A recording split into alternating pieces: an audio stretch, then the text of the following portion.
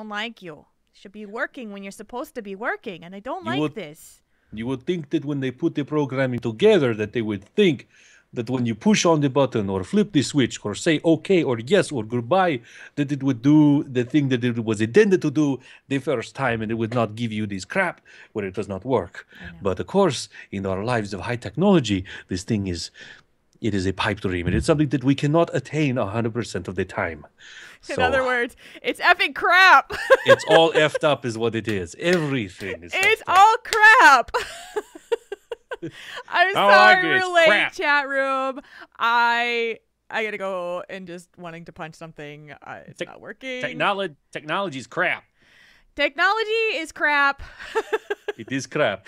I don't know how many times things have effed up today already, but it's just crap. So, yeah. So Kalani's in the chat room. Kalani, I go downstairs. I have everything set up for Alpha Geek on the downstairs computer. I've got everything set up. It won't connect. It will not connect. So I'm just like, come on. You're supposed to connect. Come on. No, won't connect. Yep. So I'm gonna have to troubleshoot it, which is really dumb. So.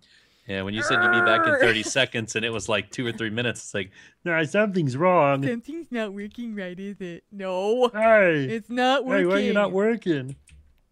I'm not pleased. But at least this is working. At least this stuff is working. Yes, when we logged in, I had an echo going on for Marconin. It was just like the worst. Echo, echo, echo, echo. What the hell is wrong with this system today? Yeah, it won't no, butt won't connect to Alpha Geek is what it is. The program itself is called butt. The butt I'm not won't kidding connect. you. The butt is not connecting and it's not funny anymore. This is not funny anymore. And I don't know what I did. I know I followed all the instructions that I had, so I'm going to have to just get it troubleshot. But not right now, because we have a show to do. Yes. And I need to load up one thing here before we do that. Alrighty. Because I forgot to put my tabs in together, so I've got stuff in here.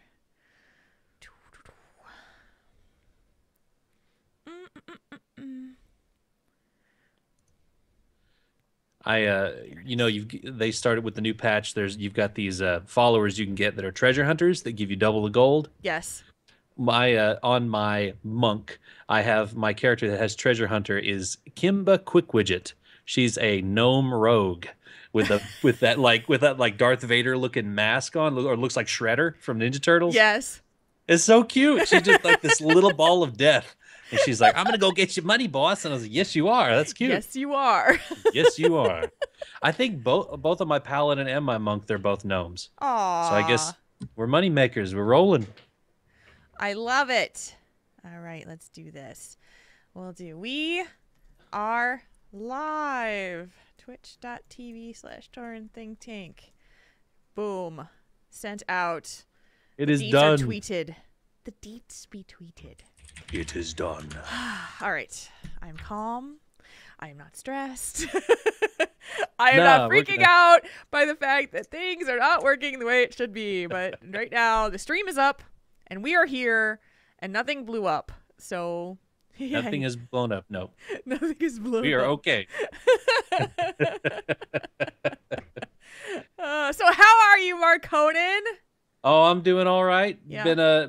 Been a long week, and it's going to be a longer week next week, but that's okay. Yeah. And just enjoying taking a lot more selfies than I ever have before. Like I don't have gotten that quest yet. I think mine came to me on Thursday, so eventually you'll get it. I would go ahead and do it. If you got multiple characters, like check it like once or twice a day on all those characters. Yeah. Because once you get the camera, it's only for the tune that has the camera, because it's not a toy at first. It's just an item in your bags. Right. But then when you get the lens set, it morphs it into the toy that you can use, and then all your characters can use it. Very cool. I'm looking forward to this. All right, chat room. I'm putting something in the chat room right now. This is the test, the Myers-Briggs personality test type. It's not the actual one, but it's close enough. So if you haven't taken it and you want to take it before we get to that discussion part of the show, you can. It takes about 10 or 15 minutes for you to take it fully. But since you're here, you might want to take it. So you can figure out what your type is, what your personality type is. So there you go. And if you haven't, if you don't want to, that's okay. We're just going to talk about them anyway because it's pretty cool. So, so there. Yeah. I had actually taken one of those back in college. Yeah, I think as a like lot of people part have. of a, and then they gave me like a career choice assessment. Yes, those are and, fun. Yeah. I think they wanted me. They said I could be a radio host, or a car salesman, or a preacher. And I was like, they all involve with talking to lots of people, or and being out there a little bit. So I was like, yeah. Well, my granddad's a car salesman, so it's in the blood anyway. Yeah. So I'm okay with that. I'm like, yeah, I could do that. I could do it. I can't remember. I know I took one in high school, and I can't remember what all of the things were, but one of them I remember they put on there I should be a mortician, like a funeral director. I was like, well, I have a weird fascination with the funeral director, the business. I've read a bunch of stuff about it. I know I could never do it. I'm just way too sensitive, but but the business part of it, not the actual embalming part of it, the business part of it, I'm sure I could do. Yeah. It's just the gory, gross stuff I couldn't do. So that would just not be my thing. I fixed my camera here a little bit. There we go. That's kind of how I would feel. I don't like the business side. I think the business side you could go, but if you're like, why don't you help me get Mrs. Johnson dressed and prepped for her showing? I was like, man, no. It does take a special kind of person to do that. Yeah, and I'm actually really surprised that that it's like the same. I can't believe we're talking about this, but it's like this, that the same person is the one that does the preparation in a lot of cases, and also the business, settling the business portion of it, because it seems like they're very, very different skill sets. But I guess if you have them all, then you're good to go. But you have to wear a lot of hats at the funeral home. Yeah, I guess so. So it's a fascinating thing. I mean, I know it sounds really morbid to say we're talking about someone passing away, but it's something that everybody does. Yeah, so it's a part of life. Yeah. So I mean, everybody has to go through it at some point or another. Exactly. So. Thank you, Zeph. I appreciate it. My nails they're black and there's a turquoise kind of top to them this time. There's that. I have the camp that gets fascinated with my nails. I look a bit blurry. Let's see here. Is your camera doing that thing again? Fix it. I don't know. Maybe I'll turn it off, but let me turn it off real quick and clean the lens because I don't want you to see that. Here's my shirt sleeve, just cleaning it. La la la la la. No. It's Breathe on funny it. because your picture, your gnome picture is kind of that way. It's shifted over there. I'm gonna turn my camera just a little bit too because it seems like it's shifted. There we go. Look. And then I hit my camera on something. Hit it on my desk. There we go. This light. What's wrong with my light tonight? Aziz, light. That's better. Much better. Thank you, Aziz. Aziz, thank you. Is that any better, Dash? I'll look at the stream and see how it looks as it comes back up. Yeah. I have the video on the other side. It's still slightly blurry, but it's not bad. I think it's just whatever focus is trying to grab on it. I may have to. Let's see. Oh, let me check my settings. It looks fine though. That's weird. Yeah, that's what's weird about it. Yeah. Tools. Video settings. Yeah, on Skype it's crystal clear. Well, it's not bad. Let me see here. Maybe. He fuzzy. No, I shaved today. I shaved this You week. did. You took away the scrub. Yes, I did. I thought about that earlier today. I was like, I should probably shave. I should probably get some scrub off my face. All right, we're getting close to that time. So, are you ready? Ooh. Blur. There we go. Okay. Blur. Let me see if I've got that. If that's any better. It looks better, at least on my side. So I'll try it. We'll try that. And see if I'm watching the stream is blur on blur. Extreme close up. It's not terrible. It's a little fuzzy, but it's not too bad. Yeah, I don't know what's going on with that. I'm gonna have to make sure there's nothing really killing bandwidth or anything. I'm not in the game anymore. Yeah. Not Your really. Bandwidth Twitter. is fine though. Yeah. I saw that Disney is now selling cassette tapes of Awesome Mix Volume 1. The ones that used to be like an exclusive for when the soundtrack first came out. Yep. I was like, it's like $15. I need to buy this. Oh, I want this. I want this. I need this. It's mine. Chat room, how's our balance? How's our sound balance? Are we sounding good? Yeah, it could be XSplit is causing your video to go a little wonked. Yeah, maybe so. Yeah, it's a noticeable difference when I'm looking at the stream. Our balance is good. Our balance sounds good. We're good. You haven't missed any of the official podcasts. No, this is just pre-show. APOC. We're getting ready to go, though. Yep. We're getting ready to kick this out. All right. And then sound check. One last sound check on this. This podcast is a part of the Signals Media All-Star Network. Good deal. Sound check out. Yeah, it could be. I had to resize them again. For some reason, the capture went funky. So I had to go fix it again, which is kind of weird. But all right, chat room. Are you guys ready for a show? I'm ready for a show. I'm super excited. This is going to be we have so much on this show, dudes. There's so much. Some neat topics here. Some good stuff. Stuff we haven't done before. Yeah, when I went down to the topic, the one that we talked about, I was like, "Oh, we get to talk about this one." I know.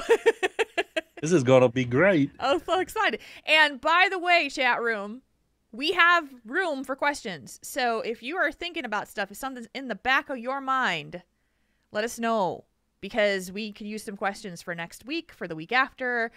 We got room, so go for it. Let's do it.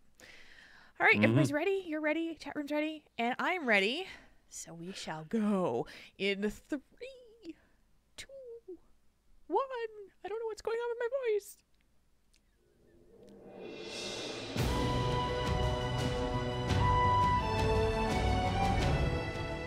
You're listening to Tauren Think Tank, the World of Warcraft podcast for you, the World of Warcraft player.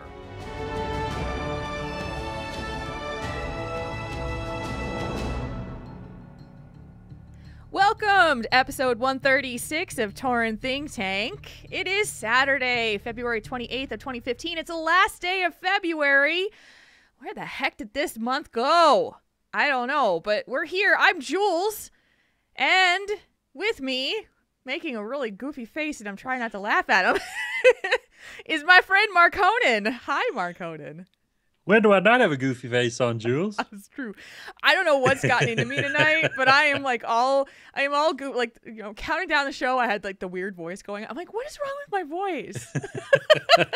Where did this come from? I don't know. What happened to that voice?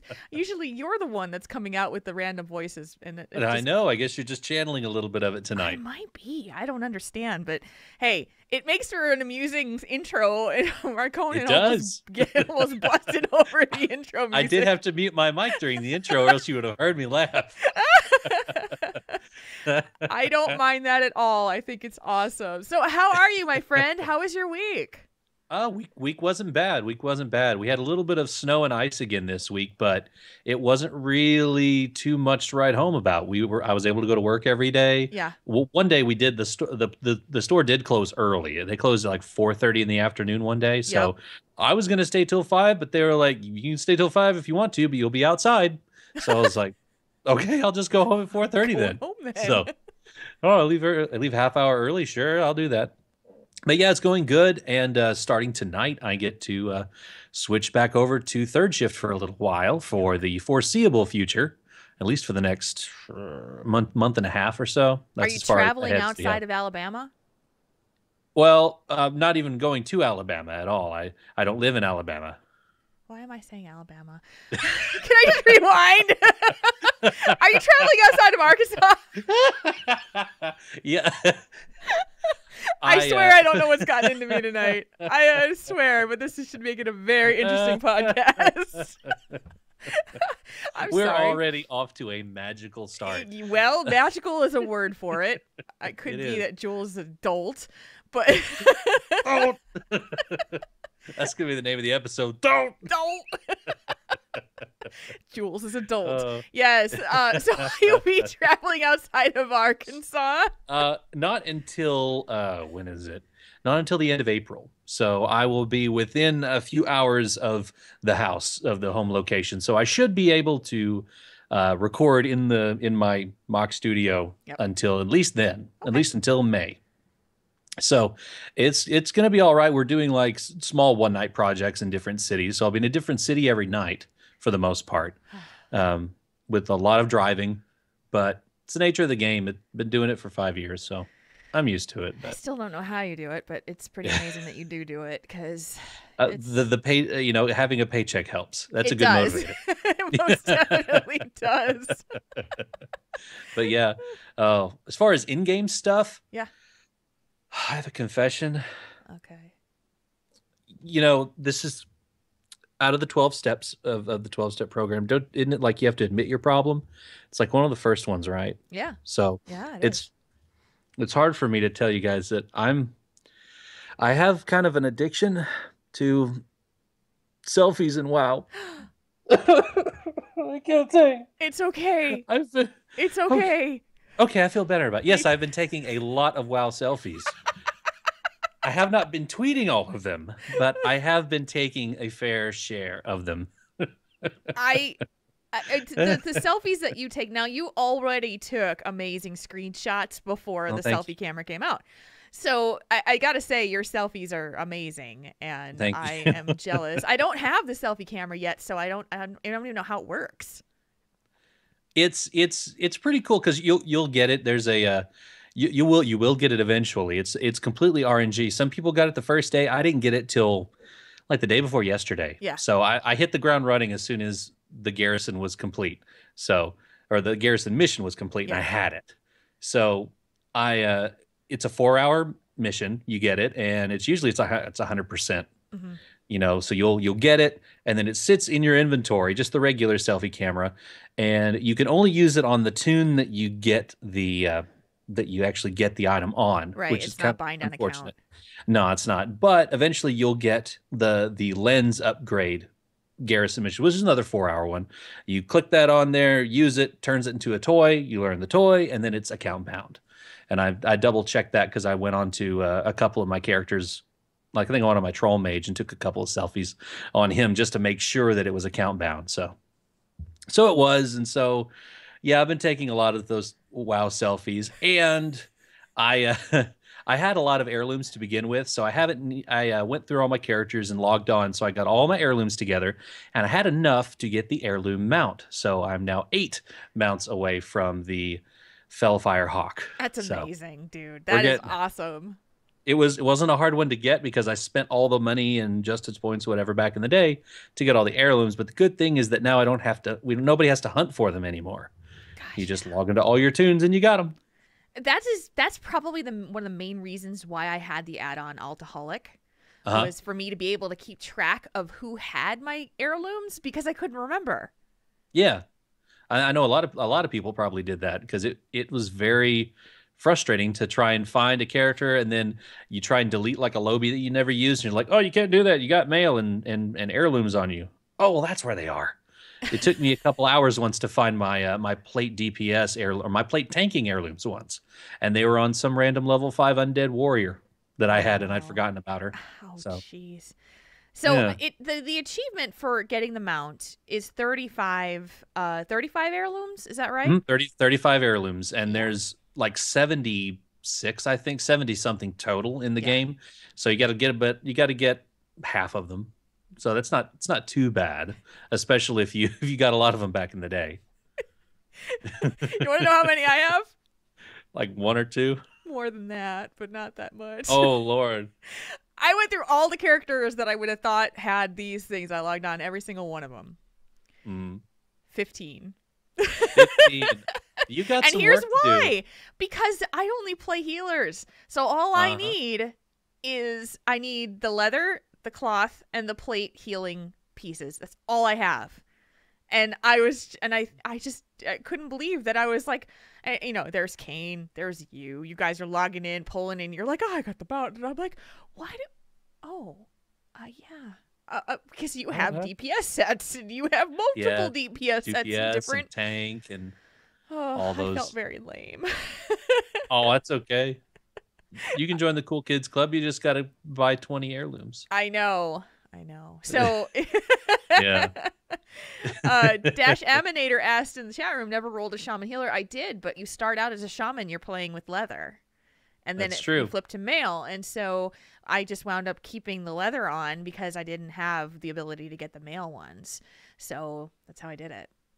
Yeah, that's a good point. I forgot about shaman healers. Yeah. That did that. Yeah. So and, I felt kind of lame. I didn't get them out because I didn't bother to get any other heirlooms. So. Well, that's all right. We'll get you there eventually. I know. I'm gonna have to spend money for it. Yeah, like everything else. But also, I did get to raid with Cat on Fire again this week. Yay! And so how did we do, Jules? We did well. We talked about last week about how we were going to change up our strategy a little bit and focus on having more fun and killing bosses in a way that's going to make everybody happy. And so we went back to High Mall and we went on Heroic, and we said we're going to go as far as we can on Heroic until we can't go any further. And we plowed through the first 5 bosses on Heroic, where we had only killed the first 2, and the first 2 being Kargath and the Butcher, and we had only squeaked past the Butcher the last time we'd done him on Heroic, and we kind of had ringers in there to help us. And we just blew past these bosses. It was pretty amazing. Granted, we've gone a couple rounds in Blackrock Foundry and gotten some gear, and people have gotten gear upgrades. But man, it felt good. It felt good to get gear that was suitable for us because everybody used it. We didn't D anything. No. And then we got to Korag, and we got pretty far on our first attempt. It was like 29% or something like that. And then we just couldn't get any further. It was like we just kept backsliding. And we'd try and, well, what did we just do that it worked? And then we try that, it backslide again. And then the plan that we had was we were going to go do the last 2 bosses of Blackrock Foundry at the end of the night. And the first 2 bosses, I should say. And the team voted to stay in High Mall and try to continue on in Heroic mode. And so that's where we did. And we just kept kind of banging our heads against Korag. And then we said, okay, let's call it a night. A lot of good progress, though. Absolutely. A lot of really good progress. And I think what was really cool about it is that we were working together as a team to make the decision. It wasn't just me and Trelont making that choice for everybody. Everybody voted. And the way we did it is we just did a ready check and we said, okay, guys, we've gotten to this point. Should we continue on to Blackrock Foundry or should we not? And we voted and the majority said, let's stay. So we did. And, I really feel good as a raid leader that we're kind of doing things to make the team happy as a whole. We can't please everybody, but we got gear, we killed bosses, we laughed our heads off. I would call that a really good night. And so that's what we did. I was pleased. I was pleased. So it was a fun night. I really had a good time, and just seeing the bosses go down on a difficulty new for us was really nice. It was really entertaining, and get close enough to the ahead of the curve achievement. Yeah. So we'll still get that if Imperator goes down. Exactly. And so I'm digging it. I'm having a blast just kind of taking on the challenges, and we'll take them on our own pace, being a 1 night a week raid team running about 3.5, 4 hours a night for that 1 week, 1 day a week. It's pretty awesome. We just have people who are so busy, and we've got a lot of people who are running their alts with us who are on Heroic or on Mythic teams as well. So we've got great people, lots of fun. It's just that the time commitment isn't there for a lot of us, and that's okay. So, so that's what Cat on Fire has been up to on that front. I spent today working on that dang achievement to get Nat Pagle in my fishing shack, which is you've got to fish up 100 of the enormous, each of the fish in the enormous state, 100 of each of them. Oh, man. Oh, my gosh. So I have haven't even one started. more left. One more. Uh-huh. That's it. Now, I started, my garrison mission to get the fishing was how I leveled up my fishing. I had like maybe a 200 level fishing on Julanna. And wow. It is such a pain in the butt, though. So I literally just sit there and I'm like reading Reddit as I'm fishing. That's all I can do is try to keep my sanity. But I'm almost done. I have one more group of fish, set of 100 to do, and then I'll be done. So I should do that tomorrow. And then awesome. I'll get Nat Pagle. So yes. So just having fun playing my monk. I just kind of dink around and play my monk here and there and run a couple dungeons maybe on the one I'm leveling up on Northern Ring. And, but WoW's been pretty casual. I've been playing a couple of other games as well just to kind of break things up for me. And I've just been super busy and lots of things going on. So it's pretty much been raiding garrisons and thinking about the things I want to do in 6.1 but haven't done yet. Like go try to find music scrolls and hunt things down that I want. I still got to do that too. I started to, and I was like, I don't know where to go for this stuff. So I'll just wait. Thank goodness for Wowhead. That's all I have to say is thank goodness for the people at Wowhead who put in the time to make that site so comprehensive that all I'd have to do is say, I want to know more about this, and they have it. It's awesome. It really is. It makes me very happy. So, all right. So that's what we've been doing in World of Warcraft. It's time for us to talk a little bit about the administrative stuff we have before we get into our discussion topic. Number one, the Triple T Pen Pal program is closing tonight. As you know, so if you're listening to this on the podcast, you are SOL. Chat room, if you guys are here tonight and you want to get into it, it's closing after the stream ends. So it is bit.do/TTTPenPal2. That's bit.do/TTT PenPal2 if you want to get in. We have more people this time than we did last time. That makes me very happy. And if you are signed up, you will be getting a letter from me from our podcast email sometime next week as I go through the process of getting everybody matched, which takes me several hours and a lot of work. So, but it's worth it because it's awesome. So that is that. Now, we have something to announce for you guys. Something really cool. We're super excited by this.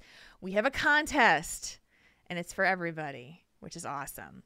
So one of the things that we offer for our Patreon supporters is we do occasional surprises. We don't announce them. We don't talk about it. We just do it. And we had a very generous donation from Kranos. He had donated a couple of his mugs to us, and so we just picked a random patron, and we awarded them. One of them who won was one of our patrons. His name is Chris, and he goes by Darkside on Twitter. And we got an email from Chris last week, and he was like, I love this mug so much that I want to pay it forward. This was a surprise to me. I didn't expect it. It was not something I was going to be, getting because I did something. I just got it. So I'd like to pay it forward. And he sent us a $25 gift certificate to Jinx. Jinx.com. So Marconin and I put our heads together. How are we going to do this? What are we going to do? How are we going to give this away? And the answer was easy. This is the Triple T Pay It Forward contest. And all you have to do in order to get entered into this is pay it forward. We're offering the chance to win this prize to anyone who's willing to pay it forward. Do something nice for anyone, anywhere. It can be in game. It can be outside of the game. Wherever you choose. But you got to send us an email, a Facebook message, or a tweet and tell us about it. And then you're entered. You can do it multiple times. You got to have different stories, though. And you got to have some little bit of proof of some sort. I did this. You can pay for the coffee of the person in line behind you if you go get your coffee every morning. You can send gold to a new character in the game. If you're in a snowy region, you can brush snow off someone's car in the parking lot at work. Or you can help someone try for an in-game mount in a dungeon just because. Just get creative, figure it out. You have until March 15th to pay it forward to someone else, and we will choose a winner at random. Easy as that. I don't know. I love this. I do too.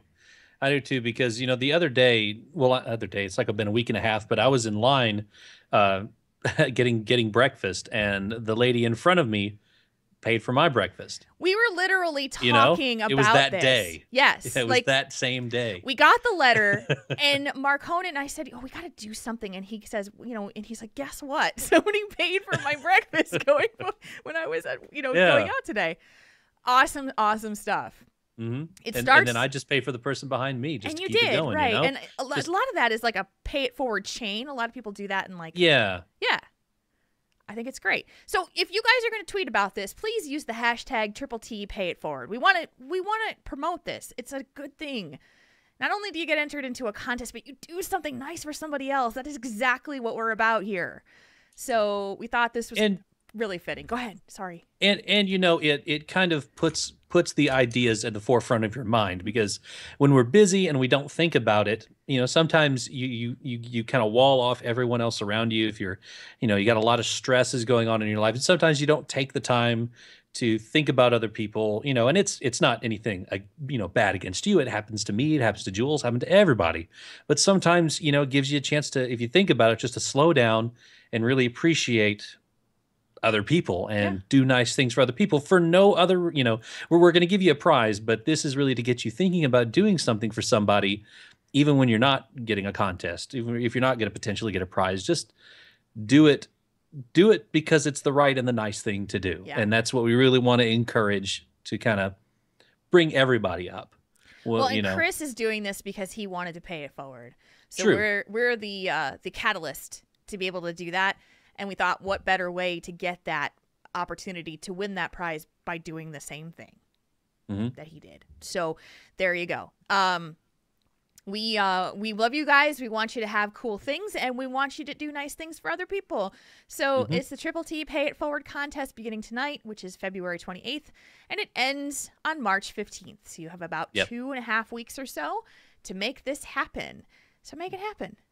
Yep, and remember, you can use the hashtag when you tweet at us, or you can also send an email to questions@taurenThinkTank.com, or on our Facebook page. You can send us a message on there. So you've got quite a few ways to get a hold of us. Yes, so you don't have to use social media. You can send us an email, because if you're listening to this, most likely you got email. So I think to accept the terms and conditions of anything on the internet, you have to have an email address.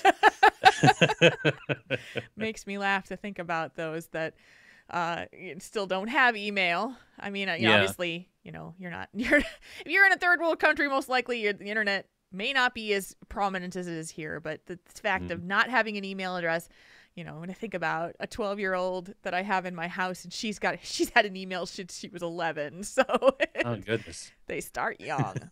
They do. All right, so that's our administrative stuff for the night. And it is now time for us to get into our very fun and different discussion topic. Let's kick around some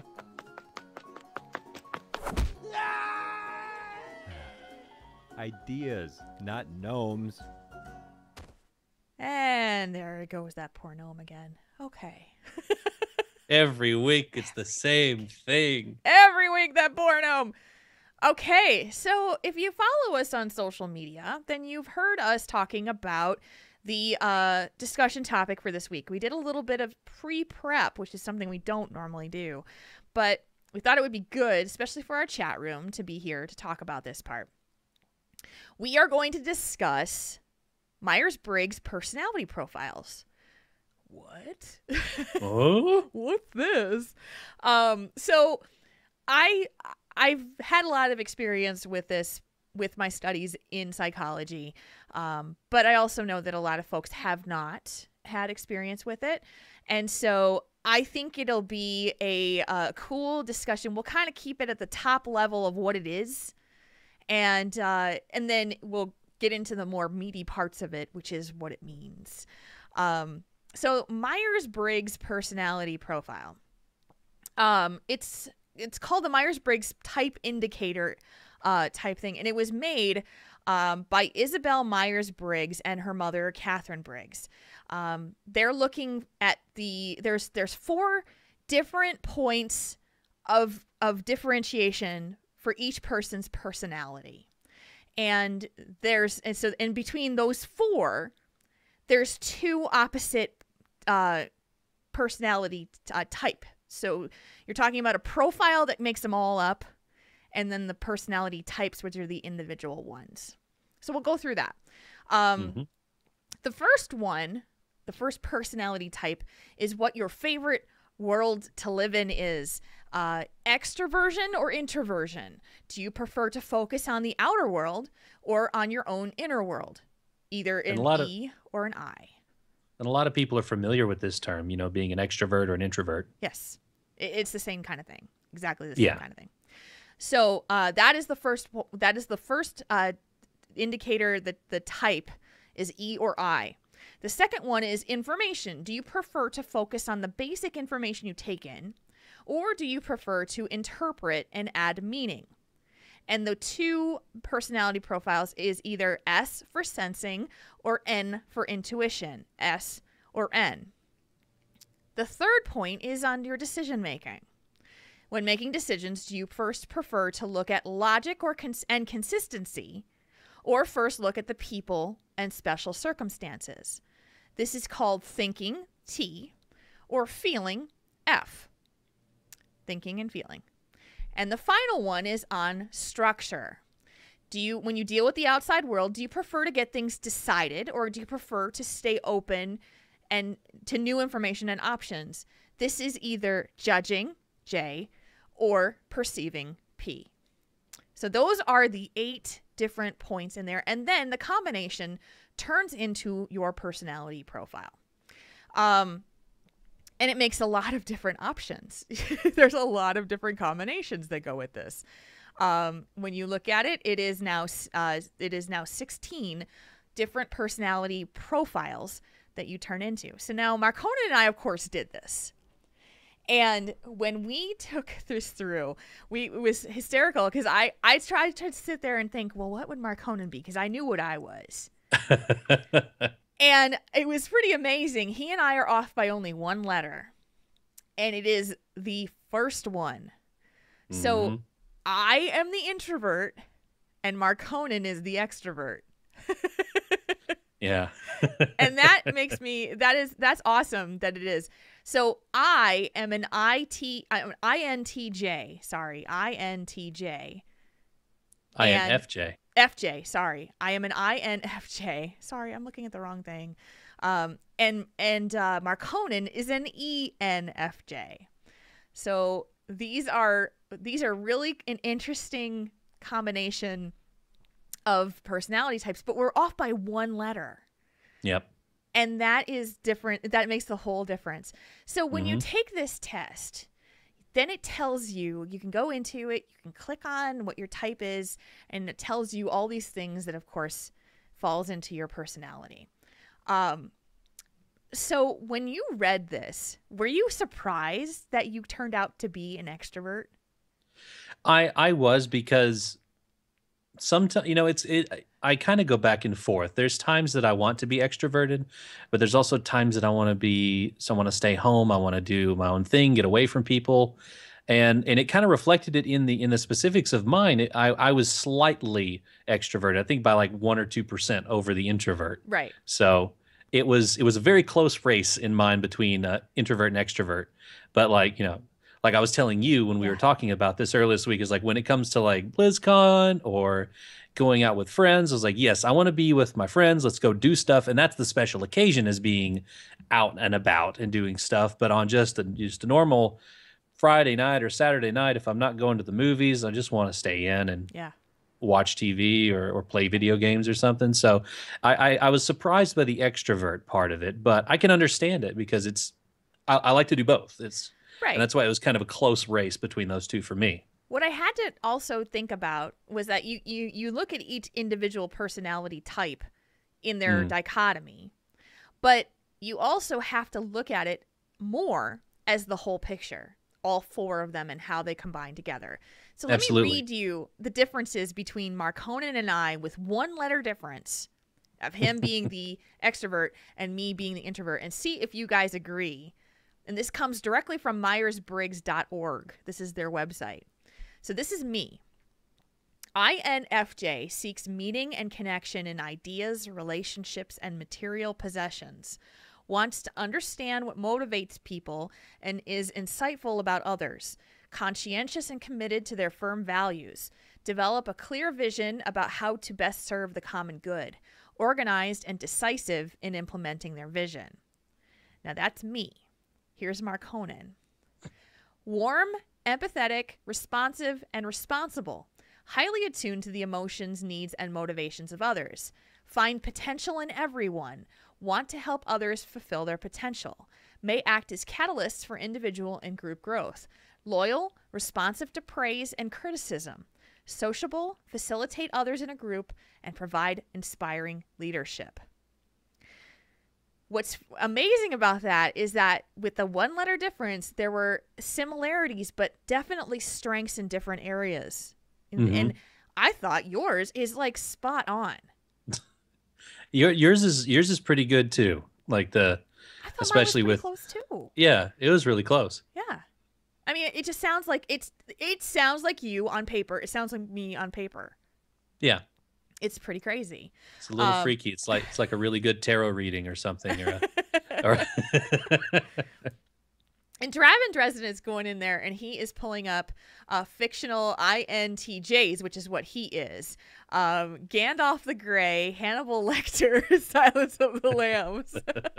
So, Draven, if you wouldn't mind doing that for an INFJ and an ENFJ as you're looking, so for Marconin and I, just to help us to see what our fictional... that would be cool. Yeah, that'd be very cool.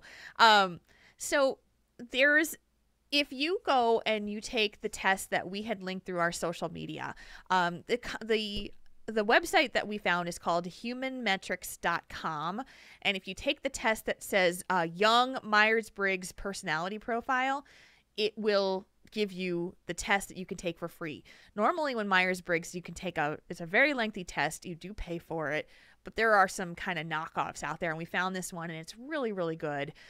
Gives amazing descriptions of each personality profile as well, like a long page.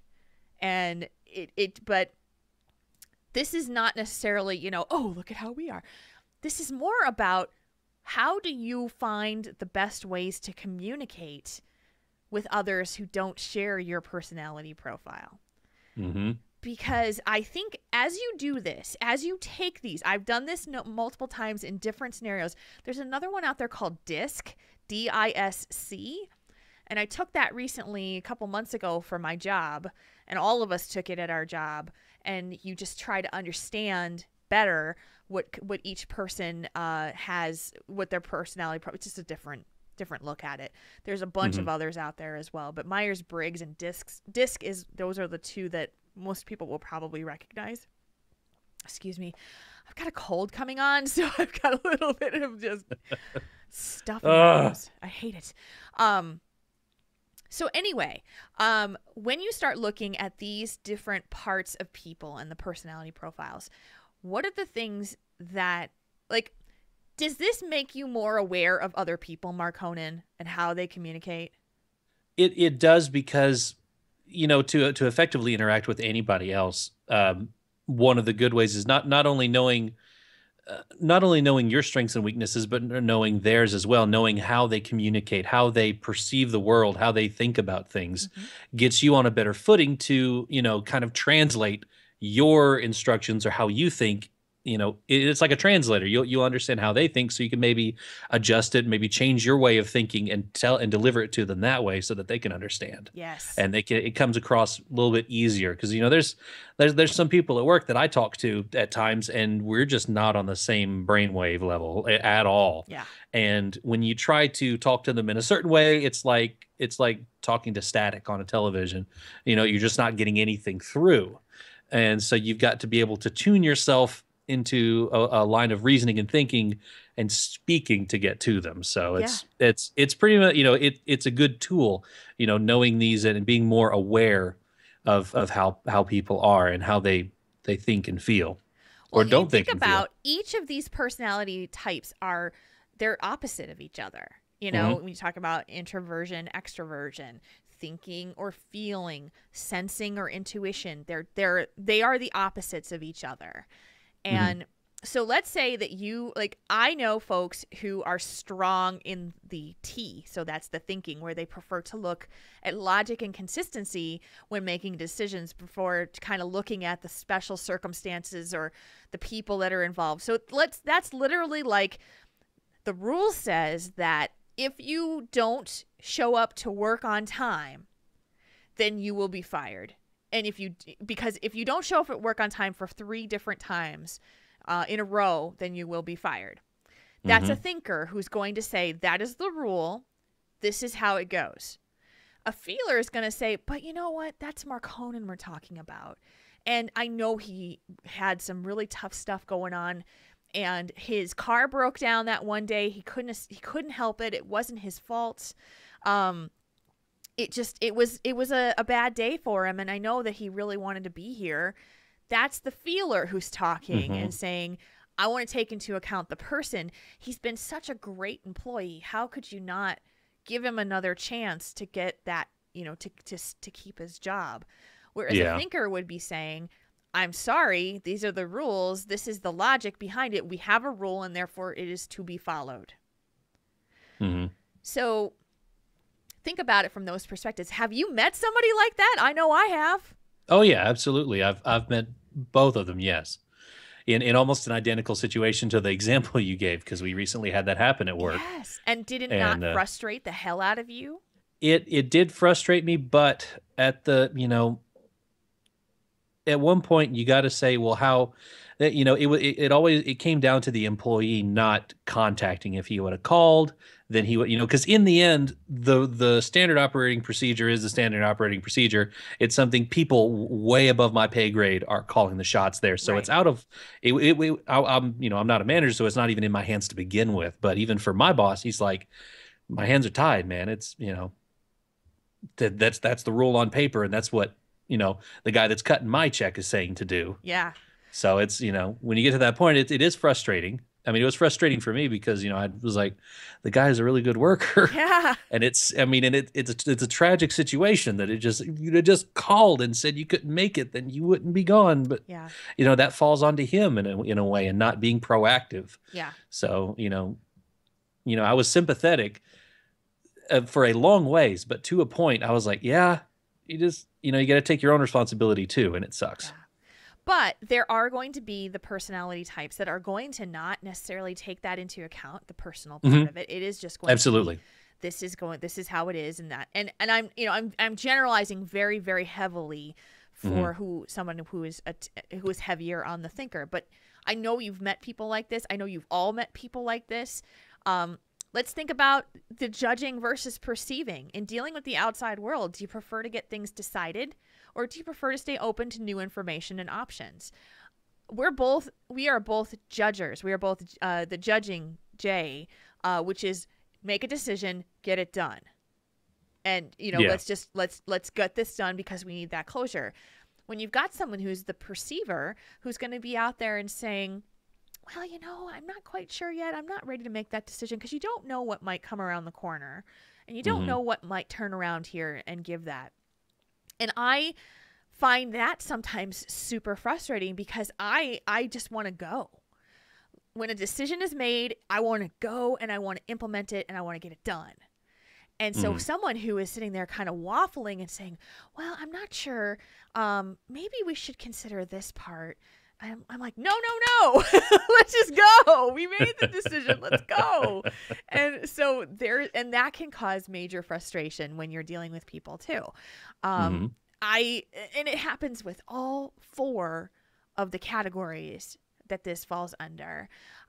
So the goal tonight in our discussion topic is to open your minds a little bit on thinking of somebody who is opposite of you in one or more ways. of these 4 different criteria of how you see the world, how you judge the world, how you make decisions, and how you structure the world. Because if you can understand a little bit more when you say, oh, that person is totally a J and you are totally a P.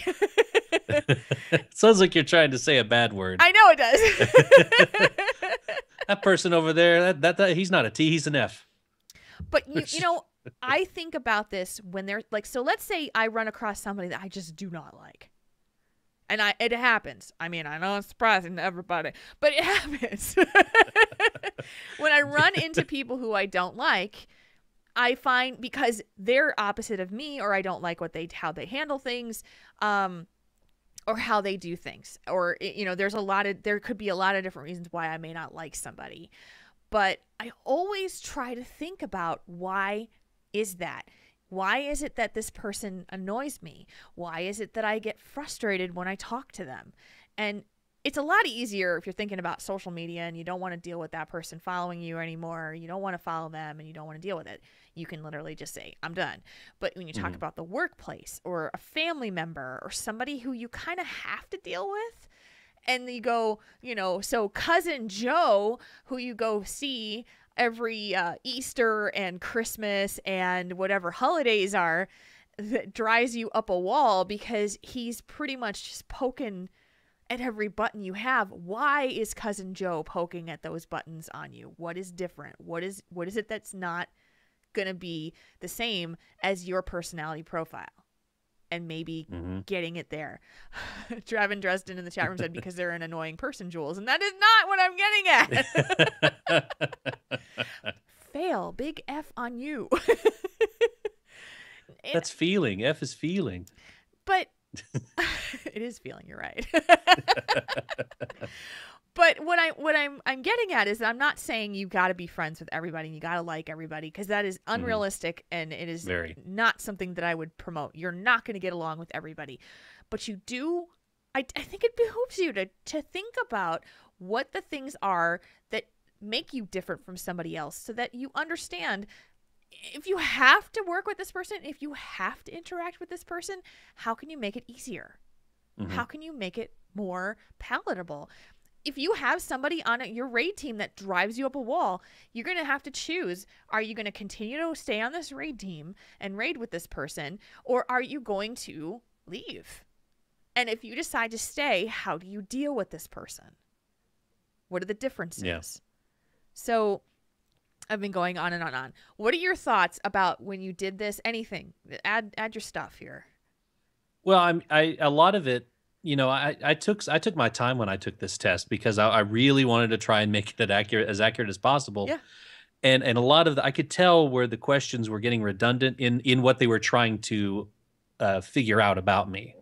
And so it was very interesting, because I could see the patterns, and I'm trying to, and that's why between the introvert and extrovert, it's very close. Yeah. Because, you know, I feel differently about similar situations based on the wording, because I try to put myself in that situation and really dig in and think about what about me thinks or feels this way. Right. And so it was very interesting. It was very interesting. And I you're talking about people, you know, working with people or being around people you have to be with that you don't understand. And it's reading all the other different, the types that I can think of a few people at work who have vastly different personality types than myself, not only because of working with them for so long, but based on how I can see them in some of these situations. Yeah. And I can read into, you know, how they would deal with stuff. And that goes a ways into understanding how to speak to them. Yeah. And how to interact with them. You know, you got to, you know, it's like learning another language. Yes. In a sense, because you're not learning what to say, you're learning how to say it. Yes. To get through to them. It's so true. And the chat room, you guys are giving us amazing stuff. It's going by so fast. Just Plain Creepy said, another place where personality profile comes into play is deciding which profession to pursue, assuming that you're at the point in life where you still can. I think that is outstanding and also very, very appropriate, because if you're looking at maybe Where do you want to go? Like if you're in school and you're thinking about what kind of classes you want to take and what your major should be. Or if you're in a profession now that you're not happy with and you're considering moving to something else, thinking about your personality profile and the types of work that you would be suited for is going to be really important. If you are an introvert and you're looking at an outside sales position where you travel across the country to make to cold call, you may not be best suited for that position.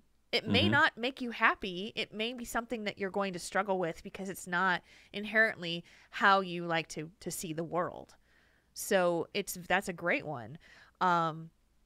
We asked earlier and Draven gave us some ideas of fictional or real personality matches to us. He said that the INFJ, which is me, real people who have the same personality profile: Chaucer, Mother Teresa of Calcutta, Martin Luther King Jr., Tom Selleck, Nelson Mandela, Mel Gibson, Carrie Fisher, Nicole Kidman, Jerry Seinfeld, and Jamie Foxx. And those some real good names there. Yeah, and another fictional one from Arcane: Batman, Michael Corleone, and Sherlock Holmes. And for Marconins, which is ENFJ, U.S. presidents: Abraham Lincoln, Ronald Reagan, Barack Obama, Sean Connery, Dick Van Dyke, Andy Griffith, Michael Jordan, and Johnny Depp. And nice. Yeah. I wouldn't have guessed Johnny Depp. Johnny Depp. I wouldn't have guessed that. Sean Connery, I could see that a little bit. You know. And LL says in our chat room said that raid team is a really good place to exercise this, and I think that for most of us who are, if we're in a guild situation or a raid team situation, this is a perfect opportunity for you to think about maybe those people that you might butt heads a little bit with or have a more frustrating time communicating with. And think about why. What are the differences that you have and how can you overcome them? Yeah, because a lot of times when I find sometimes when I'm talking to people, especially at work, because that's pretty much what I do other than sleep, and is work, and dealing, and sometimes I'll be explaining something to someone, and they're not getting it, and I'm like, what is wrong with the way you're hearing me? Because when you're speaking, this is the thought process. Automatically, you think this is the way it's supposed to be. It's supposed to, the way you explained it, it's the way it's supposed to be explained. But a lot of people just, it's different settings in their brain, different personalities. So it doesn't always come across. And it's frustrating until you kind of take a moment to kind of think again, and it's going to help me. Because before I didn't really, I thought about this, but I didn't know I was thinking about it. I was thinking about how I talk to these people, but I didn't know that there was a process and there's more to read about it. I should have thought there was, but just didn't get around to it. We do this anyway. I know we all do this, but you're absolutely right. And that was the goal of this conversation. And I have to give thank you to Pat Crane for bringing this as a discussion topic to me. Pat and I talk pretty much every day during the week, and we may bring up Myers-Briggs personality profiles all the time. And we do this all the time. And we will literally say, do you think this person is this profile or that profile? Because it is just how we think. And we started doing that again this week. And he's like, you should do a discussion about this on Tauren Think Tank. And I was like, duh. Why haven't I done this? 136 episodes. We haven't done this. We got to save some of the gems for later on. I know. So if you enjoy this, let us know. There are other personality profiles we can talk about. And ones that, like I said, DISC is another one. I've taken lengthy classes at my former jobs about this kind of thing.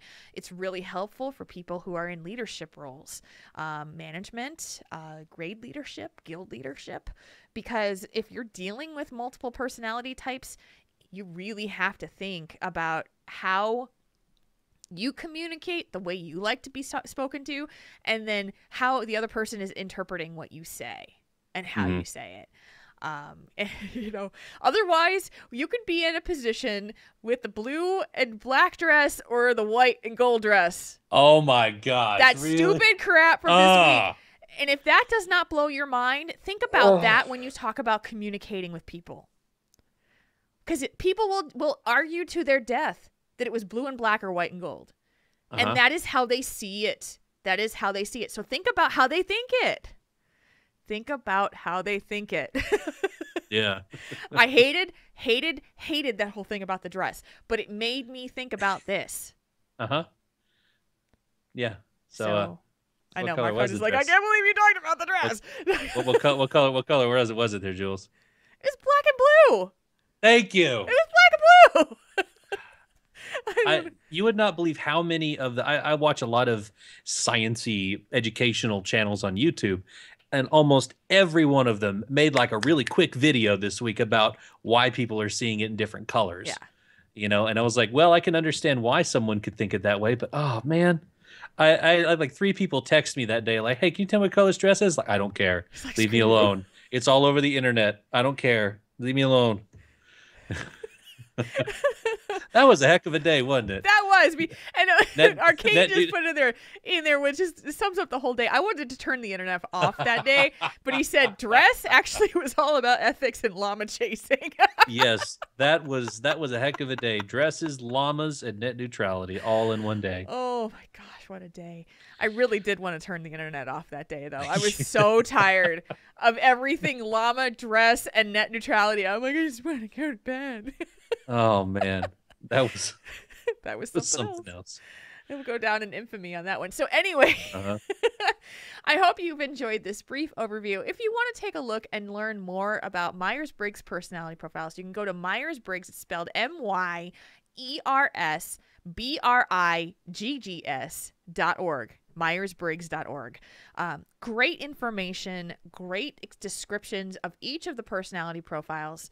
And then also, but you do have to take a test outside of the site because they'll make you pay for it, just to let you know. Mm-hmm. So, but there are a lot of great things out there for you guys. So check it out. And if you'd like us to do more like this, let us know. We love your feedback. You can send that to questions@taurenThinkTank.com and let us know. Let us know what you think because we like it. All right. That was fun. Oh, yeah. Real quick before I go at this one.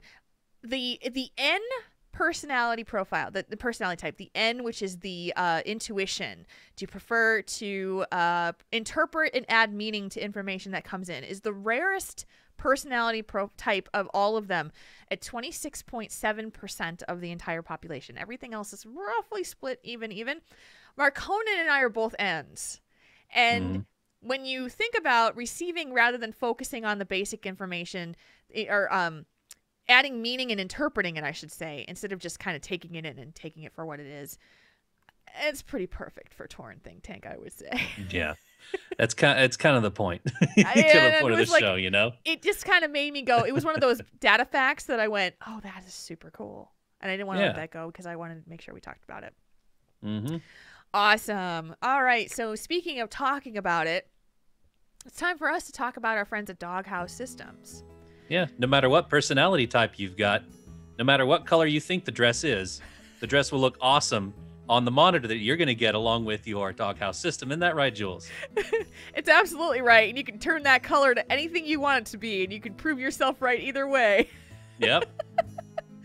But you know that you'll have reliability to be able to see the dress on a Doghouse system. And videos of the llamas running down the road, you know, because that's what you need. But really, we're talking about one of the best gaming PCs on the planet. And they are really... I can't talk about it yet. But I'm going to drop a little bit of a hint that there's some cool stuff coming for Doghouse Systems that I just got in an email. They're working on some new stuff. And some new high end. And a little bit more on the affordable end. Ooh. And a possible new offer for yours. But I can't talk about it now because I can't talk about it. It's not official yet. But Doghouse Systems, if you start looking at them now and go to doghousesystems.com, these guys are gamers. They're all gamers. They're making things for gamers. And they are going to put that computer together in a way that is going to be perfect for what you want. Not a lot of junk. If you're a WoW player like we are, like you are because you listen to the show, it's just going to come preloaded, pre-patched. It's pretty awesome. You can start taking selfies right away. I know, right? You can log in and take your first selfie and be like, Doghouse Systems rocks! And if that is not the lamest thing in the world, then I don't know what is. But we're not promoting anything else lame except ourselves. Go to doghousesystems.com. Enter the code TTT to get double the memory on your brand new gaming system. Thank you for supporting our sponsor, and thank them for supporting us. All right. So it is time for us to do a very fun and interesting think tank question right now. Torn between options? Let Triple T help you sort it out.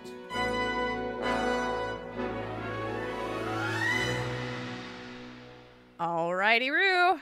It is time for the think tank, and this is the part of the show where you guys send your letters in, ask us for some advice, and we give you what we can. By the way, guys, if you're kind of ruminating on an idea, something you want to talk about, you got a dilemma going on, we got room for questions.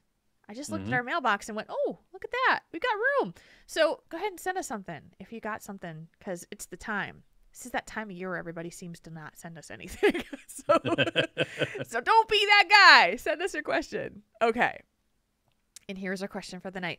Dear Quadruple T, Tauren Think Tank team. Hi there.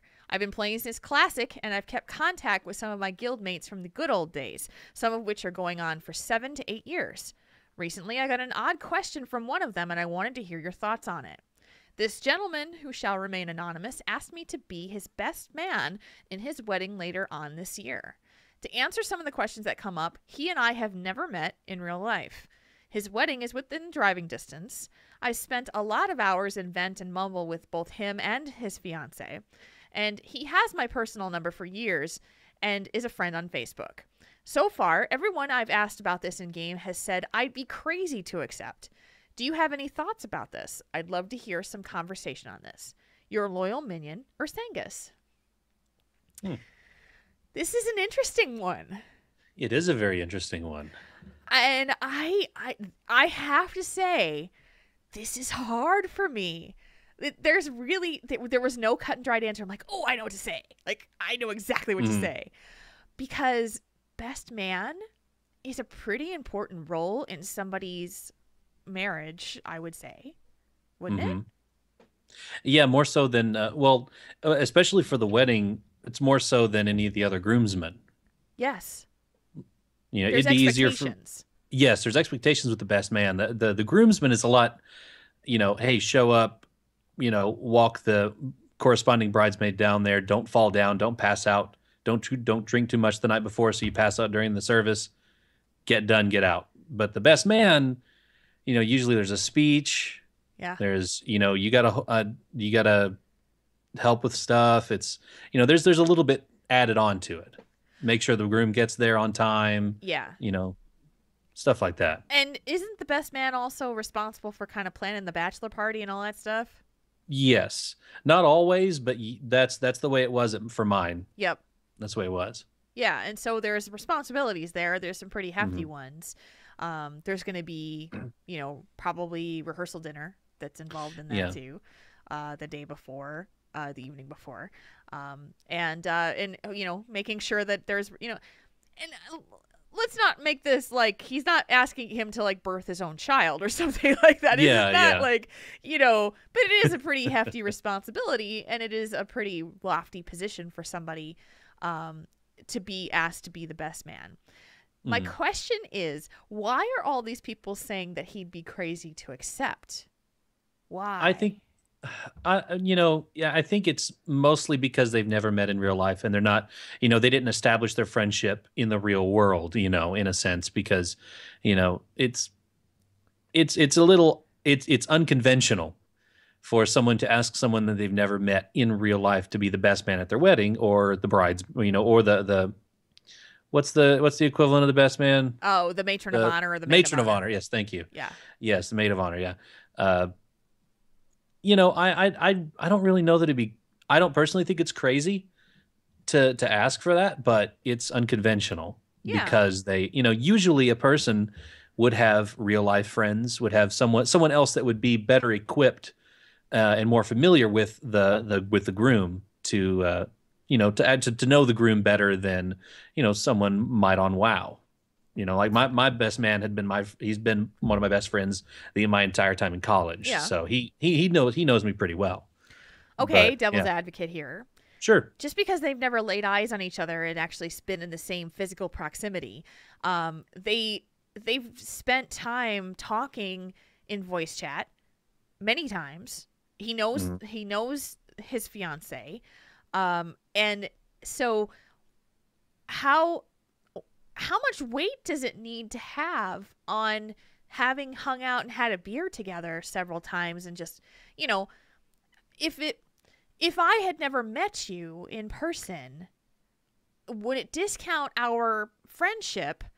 You know, let's say I was getting married now and, you know, and I asked you to be, you know, my second or whatever it was for whatever reason, because I've known you for like this long time and we've talked, you know, we've done the show together. I mean, that's kind of how I'm looking at it, is to say, you know, if we've seen each other in talking each other like that kind of thing, just because we haven't actually spent more than 2 different experiences of actually being in the same physical space together, does that change anything?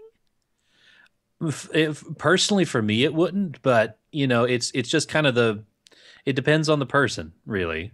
Because I mean, for me personally, I don't think it's crazy for him to ask or even consider doing it. Because I mean, that's a heck of a story, if nothing else. Because Yeah. I mean, it's kind of cool. Like for my wedding, in my wedding, I had asked like a 65-year-old man to be one of my groomsmen, the guy I did my blues show with. Yeah. He was not able to do it, so I had to get one of my old high school friends to fill in the spot. But I was going to have this really old guy in my wedding photos because he's one of my best friends, you know, and we went through a lot. So it's, you know, for me, it's more of just the, you know, because even if you've rated and you've been friends for all this time, you know, there is some weight to that. You know, you know, you're playing devil's advocate. I agree with you. There is some, you know, I'd be cool with it. I mean, heck, it'd be neat to have WoW friends in my wedding. Yeah. That'd be cool.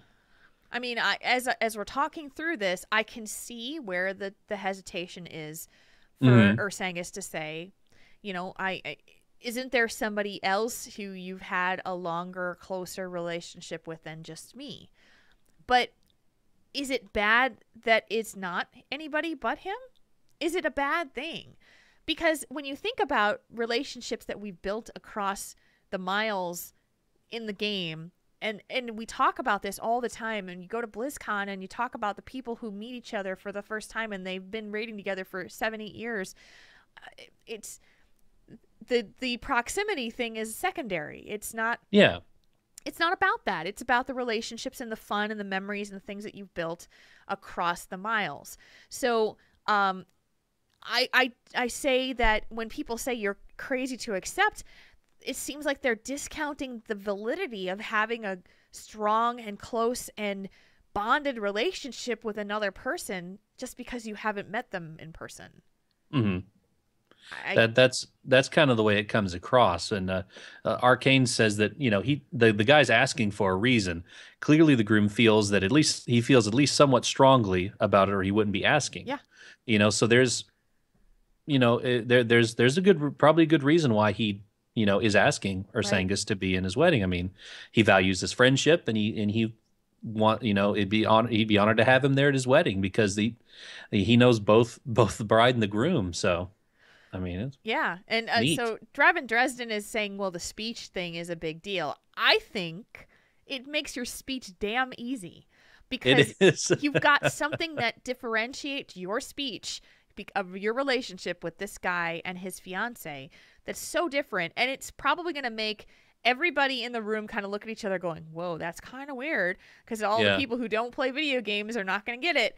But it's not that's about what makes them. It fun. Yeah. And when it comes down to everything, the wedding is about your friend and his fiance, soon to be wife, and the people that he wants to surround himself with on that really important day. And he's asked you to be that person. Yeah, I mean, even if you have the speech, you know, you start off as like, well, this one time in WoW, his hunter pet pulled the boss, and we wiped for like hours, man, you know, and just kind of break the ice and like, no, really, I just met all of your family, and you all seem like really nice people, and these two are awesome. I've known these guys for 7-8 years just by their voices and their digital representations in a video game, and these are some quality folks. Yeah. And I am honored to be here in front of all you and to be a part of this wedding party. So Yeah.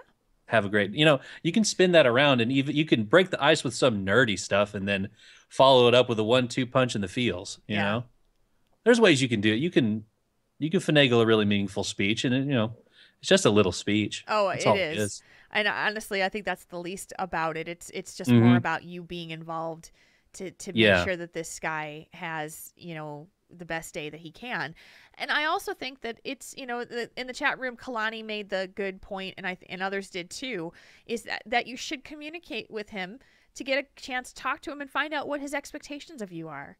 See if you can meet up in person. Yeah. And, it's like, hey, do you want to come and do you want to make it so that we've never met each other until the day of the wedding? Or do you want to meet beforehand so that we can kind of hash out the details and make sure everybody's comfortable and not feeling weird about it? It's all about communication in this.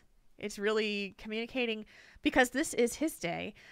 You're going to be there to support it, but you should also, I could imagine it being, he's as nervous to meet you as he is to walk down the aisle because it's that weird butterfly feeling when you've never met somebody for the first time. And it's like, does he really want that to be on his wedding day? Some people would be like, yeah, that would be so cool. That'd be awesome. What a great story. And other people would be like, I don't need that extra stress. Are you kidding? Yeah. What I would do is I'd talk to the guy and say, hey, I've got some questions. Can we meet up in person and kind of talk this over a beer or something, and just kind of get a feel for it, because I have some concerns and I just want to chat with it. Just be upfront about it, saying hey, unless you flat out don't want to do it, then of course just decline. But if you're on the fence, at least meet him and get kind of a back and forth going, and just have a conversation about it. Sit down and see what responsibilities he wants to put on you.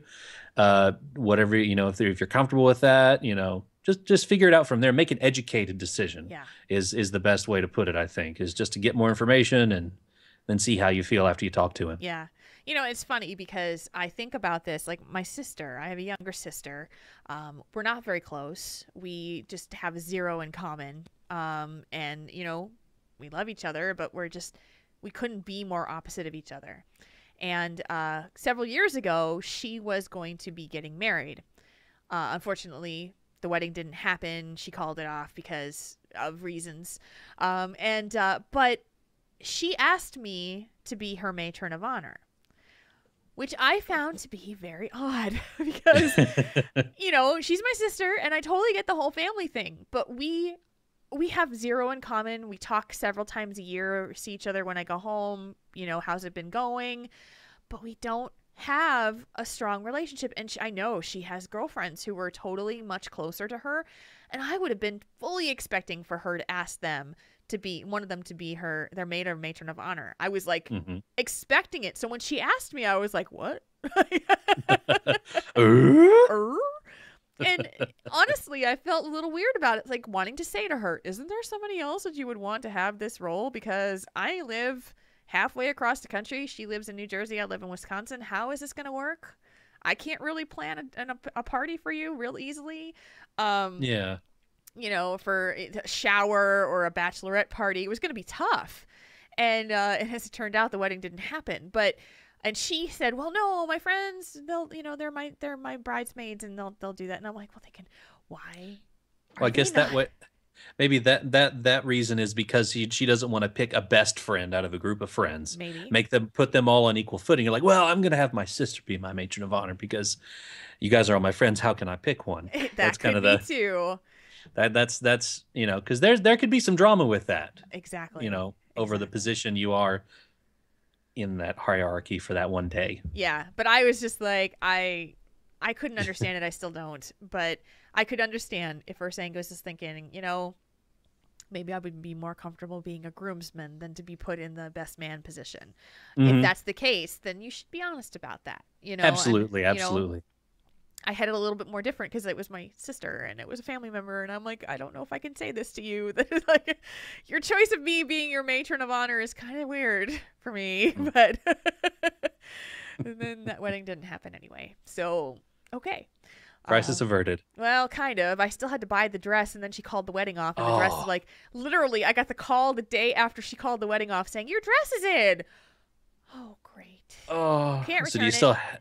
So you still got it? I had to. I had paid for it because it was custom dyed.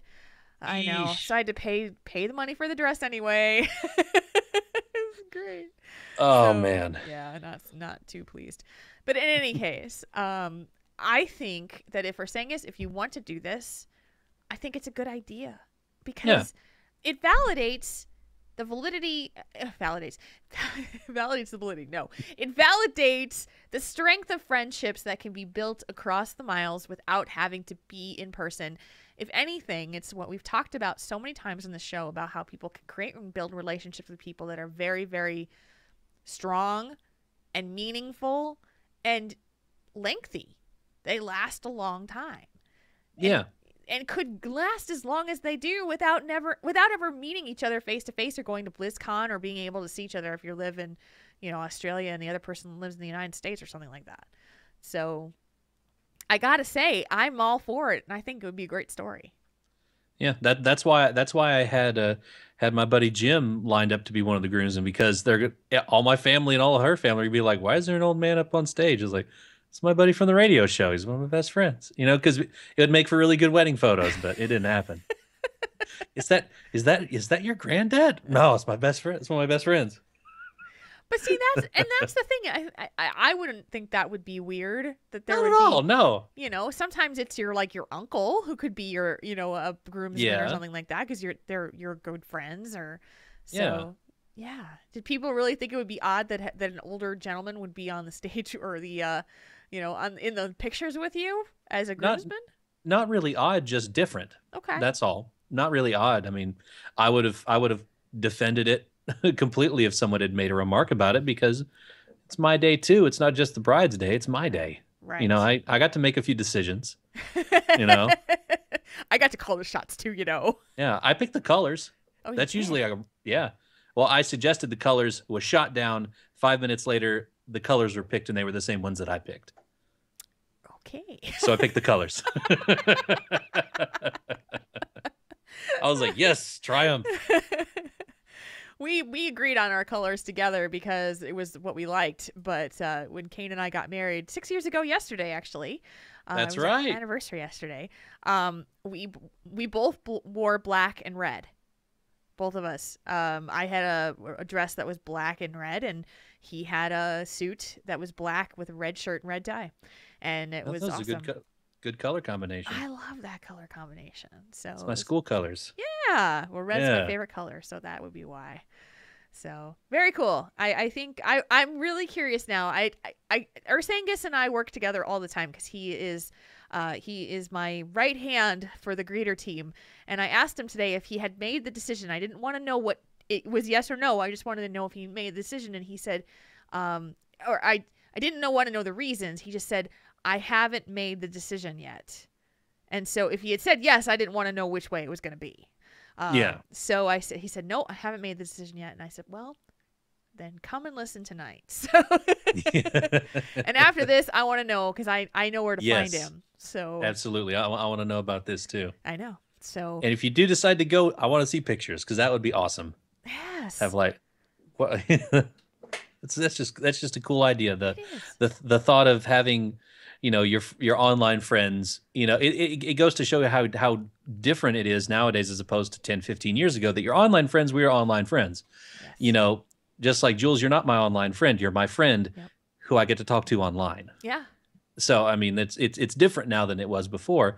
And so the lines and the preconceptions about, where does the real life friends stop and the online friends start, they're bleeding away. And so it's very neat to see how this is changing. And I love very that. cool. Very cool stuff. Especially when we have opportunities like we do to witness friendships being built at places like BlizzCon or meetups that happen. And I will support it 100% that those things do solidify and strengthen relationships as well. Like Marconin and I got to know each other much better by meeting each other in person. Mm-hmm. And then it facilitated friendship to build after that point. which then led him to become part of the show. And if I hadn't met him in person at BlizzCon 2014, then I don't know how that would have progressed at that point. So I do think it's something that really helps and facilitates is to meet the person if you can. But I don't discount the validity and strength of relationships that get built where you're raiding or you're online or you're gaming together all the time. They're as strong as anything. You just have to kind of step over that line of when it's just kind of like, hey, it's my buddy that I game with. This is my friend. Yeah. Yeah. So, and at some point, I would guess that you guys did step over that line to become a friend. If it's not quite there yet, I can understand where you're hesitating. But, you know, let us know what you decide. Yeah.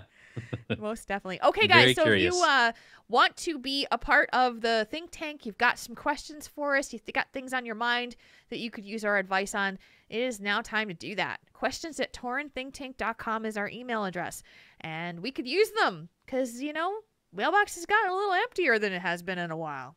I'd like to see it fill up a little bit. So there you go. And we're going to have, actually, I forgot just to mention this, but in a couple weeks, we're going to have a friend joining us again for another show. I think it's in 2 weeks from now. I think you're right. Is it 2 weeks? 2 weeks from this evening, we're going to have our friend Jim Beverly, Sergeant Jim Beverly. We had him on the show. Yeah, I want to say it was like episode 60-something, where he talked about his experience in Iraq. In Afghanistan, and the injuries that he sustained when a grenade was thrown into his Humvee. And we've been talking, and he would like to come back and talk some stuff about different topics that relate to his profession and just the world of being a gamer and being in the service. So we're excited. And Marconin, we're super excited to have Marconin be able to talk to Jim, too, because you guys have never actually been able to do that. Exactly. Yeah. And back when he was on the show before, I remember it being one of the most memorable episodes that I had ever listened to. I was listening like kind of passively when I think it was at work when I first heard it. Yeah. And then as he kept talking, I was like, you know, a lot more and more of my attention was drifting towards my, you know, the sound in my ears rather than, you know, and I was like, this was good. And so I'm actually going to listen to it again to to refresh my memory before he gets on here. But I am really looking forward to him coming back and talking with him. It was one of my favorite episodes too. Very, very powerful discussion. Jim is an excellent guest. And so I thought it would be a good idea to be a part of, have him back here again, because we haven't talked to him in over a year. So again, if you want to send us anything to the email box, it's questions@taurenThinkTank.com. That's how you find us. And we're going to do a little shift in the mood and do some Tell Us One Thing. We read your submissions because reading your mind would just be creepy. All right. First one from Fok Bupog. The sleeping aid says it's non-habit forming, but you can't sleep without it. What do you do? Oh, man. What do I do? From. I don't know. Saying that I can't sleep without it is going a bit far for me. I think eventually exhaustion would take over and I would be able to fall asleep. But I would try the other like methods like warm milk, listening to, you know, having a cool temperature, because like the make sure the room temperature is right, because a cool room like between like I think it's in the 60s, between like lower to mid 60s is the ideal temperature for ambient temperature for a room for you to fall asleep. Yeah. Under the covers or not. That's just because your body cools down at night and so it relaxes you. I would try every other thing before, to try and get off of the sleeping aid. Yeah. Because that's maybe not one night or two, just in case I need it, if you really need to go to sleep. But I don't know. I'm kind of wary with sleep aids. I use breathe right strips are about as far as I go. Yeah, I don't ever use sleep aids, but unfortunately I have 2 sleep crutches that I have to have or I'm going to not sleep very well. And one of them is an air machine, like a ambient air machine. And I started to get, I got hooked on this thing because I used to live in a condo that had a ton of outside noise. I was next to it was next to a high school football field, like next to it. And so your Friday nights were awesome. Oh God, it was terrible. I hate the fall. I hated the fall, and I hated the fall evenings and the fall mornings because they would be practicing soccer on those fields in the morning or having a soccer game. Was the marching band good at least? I'm sorry? Was the marching band good at least? Not really. That's unfortunate. So between that and then there was some kind of like vent system that would bang against the wind all the time that would just go through and just bang. So I got this air machine that would help me just kind of just drown out that noise and be able to let me sleep. It works awesome. Except that I can't sleep without it. So it's like an ambient noise generator, right? It's literally like whooshing air. Okay. It just kind of goes, like that kind of thing.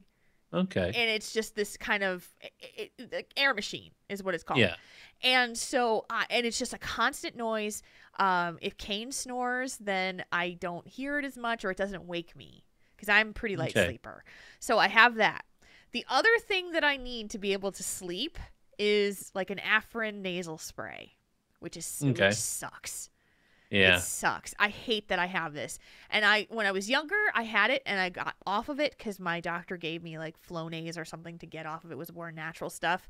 And then I had to go on a business trip to Vegas and I was so congested I couldn't sleep at night and I had to be like, I was up at 6 and going to bed at midnight. I had to sleep. I couldn't sleep at night, so I got a bottle of it and I got hooked on it again. So I can't sleep because my nose constricts. And then I can't sleep because there's not the down and going, oh my gosh, it's so frustrating. Have you tried the breathe right strips? Those little nasal strips? I have not tried those. Give them a shot. They work pretty well for me. Don't you want to paw your face off though? You get used to it. It's like wearing glasses. You get used to it. as I look at it. You get used to it after a little while, and you don't have to pinch it so hard, not very hard, because it lifts like the sides of your nose up, so it increases the volume of your nasal, your nose right here, and you're like towards the front of your face, and makes it more open. So I mean, there's no medicine with it or anything. It's like having a piece of tape on your nose, so you get used to it. Yeah. I don't know if I could get used to having that on my face and trying to sleep. I'd be like, what is on my face? There's nothing on my face. It's like a cat paw on your face the whole time. Just think it's a cat paw, and you'll go to sleep. Great. No, everybody gets locked out of the room these nights because they're all obnoxious and drive me crazy. So buy her a box Arcane. See if that works for you. Arcane hates the air machine. By the way, he tolerates it because he knows it's the only way I can sleep. But he hates it. So husband of the year again because he lets me have the air machine. So yeah. So I would say I've never actually taken a sleep aid. The only time I've ever had something that helps me fall asleep is like a pain med or something like that. That would have been like making you drowsy, or like if you get a cold, taking like NyQuil to knock you out. Yeah, I've done that. But I don't get hooked on that stuff, so I'm okay. You want to read the next one? Yeah, that was an interesting one. The next one comes from the creepy one. Oh no! WoW is down for a week-long maintenance. What do you do? So several years ago, we had an issue with our ISP that just took our internet down for about 3 weeks on and off. Oh, no. The hardest part about all of that is that everybody else had the ability to play WoW. We were raiding at the time. We couldn't join our raid team but we had no internet for like 3 weeks because they had some kind of network card that had gone faulty and they couldn't find the problem for all this time. So at that time, I was like, but everybody else can play and I want to play. So I would say if it went down, we would all be in the same boat and we wouldn't have that problem of feeling, of FOMO, fear of missing out. Somebody's in our garrison getting their selfie camera and I can't. Yeah. So what would I do? I'd probably catch up on a lot of movies that I haven't seen on Netflix, catch up on some, watch some different TV shows. Or just start playing some other games that I haven't touched. Because I'm always like, I don't want to get into it because I got to go back to WoW and I don't want to get immersed in it. Maybe do another playthrough of Mass Effect. That'd be cool. There you go. Dash Aminator in the chat room said, "Go outside." What is that noise? Yeah, I was gonna say, yeah, Dash has got a point there. What are you talking about? What are you talking about? It's winter in Wisconsin. It's not. This you is don't very go true. outside. This is true. You don't go outside this time of year in Wisconsin. I actually I went out today. I took kiddo out with me. We went downtown Madison to this store that I wanted to check out, which meant that I had to, it's downtown Madison. I got to park in a parking ramp and walk 4 blocks. And it's 16 degrees outside. Mm-hmm. I'm freaking cold. And I'm like, why am I walking? Why am I outside? That's literally what was happening to me. It's like, why am I outside? Outside hurts. I don't like outside. That's why. That's where all bad things are outside. I don't like going up there. So in any case, what would you do with week-long maintenance? Oh, man. There's so many TV shows that when people learn that I haven't watched, they just like want to slap me or something because they're like, you haven't seen this or that or what's it? And I was like, I know the reference when you make a joke about it, but I haven't seen it. Yeah. So yeah. So I'd probably watch a TV show or two, or there's a couple books I've wanted to read. Like it's one of the more recent Stephen King books about time travel and the JFK assassination. Oh, right. I forgot it's the date. It's like 11 something 63. It's the day that Kennedy was assassinated. Yeah. They're making a movie out of it. So I'm like, I kind of want to read the book. So I would probably pick that up, or I might go to go to a couple places around the area that I'd never been to before, like maybe one day or two, just go drive somewhere, see something, look up fun things to do in my area and hit enter and see what pops up. Yeah, just do a little bit of exploration just to see maybe if I find a new restaurant to eat at, or a new place to go to buy, a new shop or something. That's how I found one of the local card shops. I was just driving around and they were like big card shop, D&D, Magic, all that stuff. And I was like, awesome. So I went in and played a few games one Friday night because of it. And so, nice. I do a little bit of urban exploration. Nice. You're definitely if I go on vacation, I'm cool with doing exploration and kind of finding things out, going places. But in my own town, I'm just like, like I said, outside hurts right now. Yeah. So you don't want to go. Wait till spring.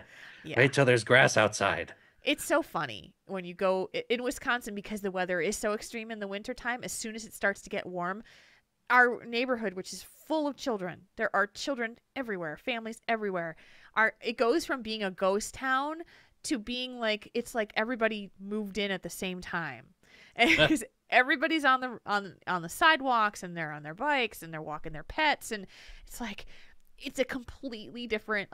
I should do a time lapse of this when spring starts to come so you can see the differences on how people stay in hibernation mode for 6 months out of the year, and then they come outside. Everyone's like, outside. There isn't outside. And it doesn't hurt. So.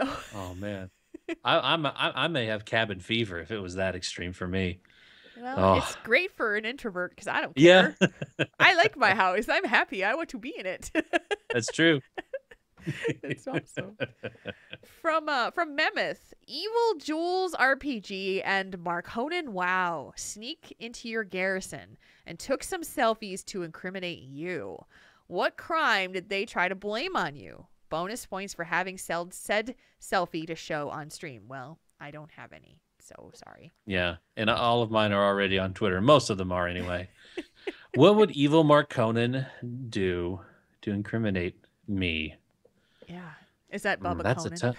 That's a tough one. No, Bubba Conan's a sweet guy. He's Marconin's cousin. This would be like negative Marconin, like the evil twin from an alternate dimension.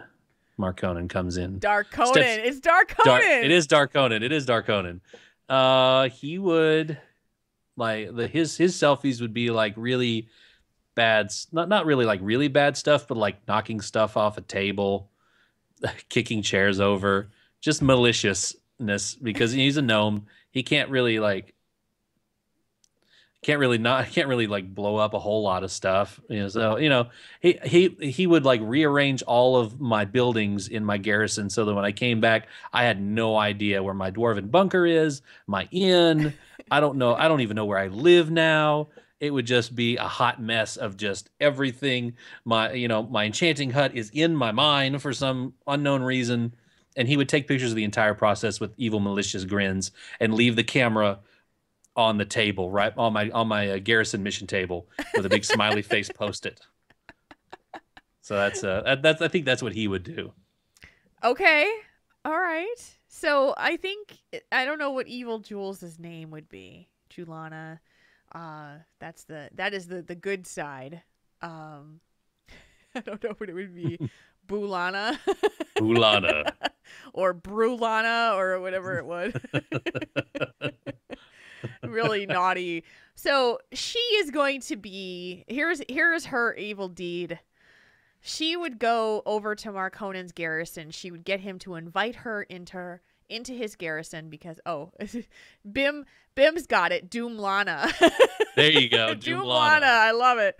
Doomlannah. Darconin and Doomlannah. Look at this. There we go. So Doomlannah is going to ask Marconin very nicely if she can be invited into his garrison to if he has an enchanting hut, she's gonna use it. Do you have an enchanting hut? I don't actually, but okay. I do have the transmogrify thing. So okay, well, she's gonna come in there to use whatever it is. Maybe you've got a trader that she wants, and during the time you leave her unattended, and she goes into your stable and she steals all of your rare mounts. Oh no! Every one of them, she steals them away from you, and she puts them in Julanna's garrison, and you know that Julanna does not have these mounts because there is no way that she is not dedicated enough. Where is my alliance chopper? Where is my alliance chopper, Jules? Where is it? And her selfie is as her naughty little night elf self standing on top of said alliance chopper doing her little mailbox dance. That. Or I could almost picture like an action shot of you driving the chopper with the camera in front and you're like blowing a kiss into the camera like, ha ha, I got it. Oh, hi. She slaps a license plate on the back that says was his. I love it. And she's like, toodles. No. And that is the story of Doomlannah and Darconin. Yeah. Not only everybody's hurting my garrison.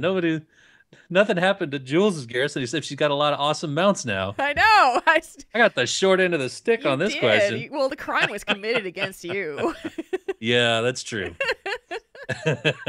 I am very sorry because Doomlannah needs to be locked away for good.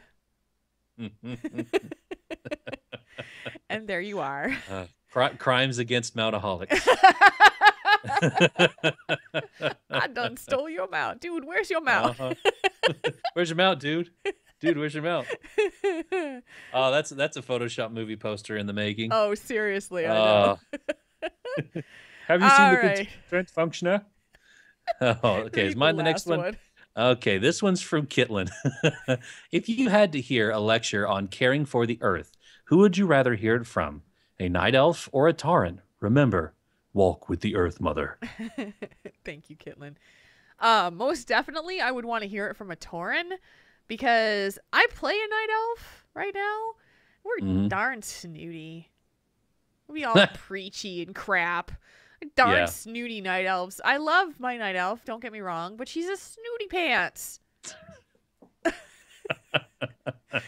So I don't want to hear her lecturing me about the earth and, caring for the earth.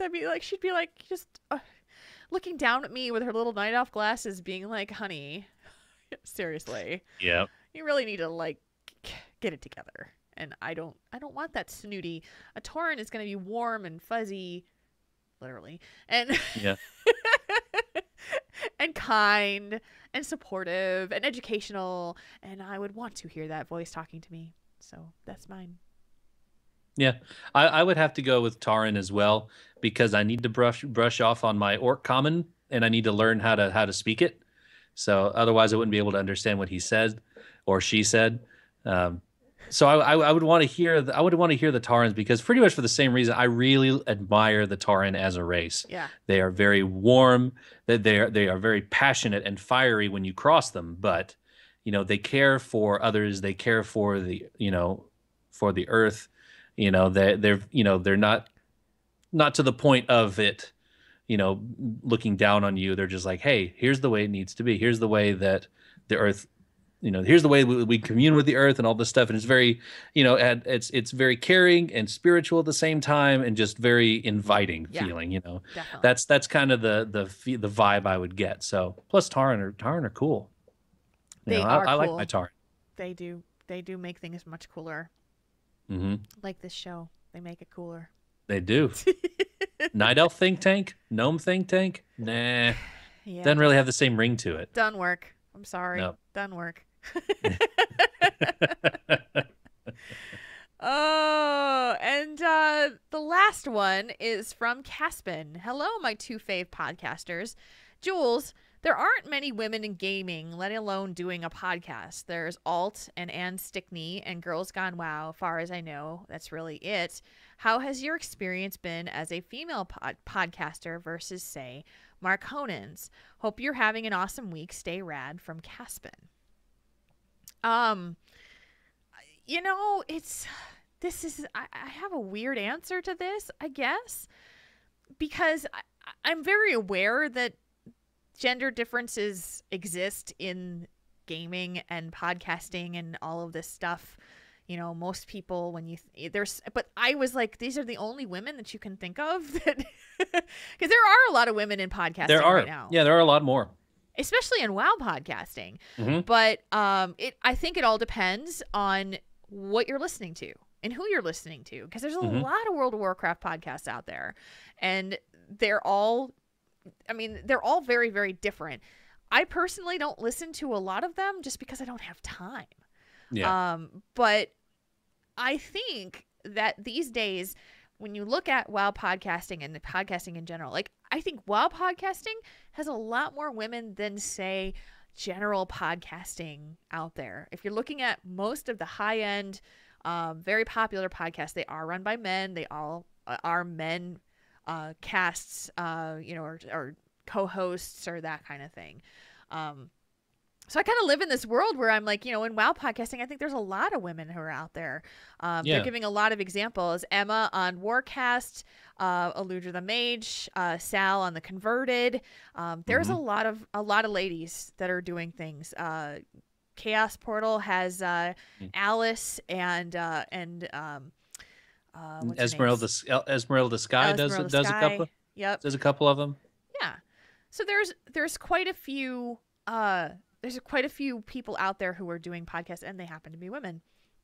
My experience for me, I find that it comes with everything else in the world when a woman is a leader in something that is a little bit more male dominated, is that there's a strange feeling of, oh, there's a girl that's leading this podcast versus a guy. That's kind of different.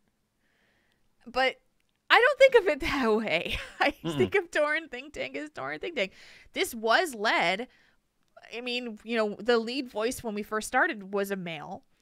It switched to mine because I took over and ran it. So I've never run into sexism and people saying, I don't want to listen to you because you're a girl.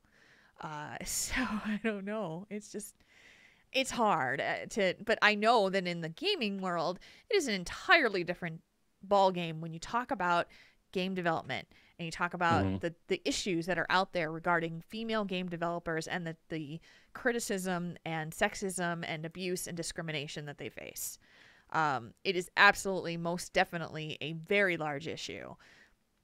WoW podcasting doesn't seem to have that problem.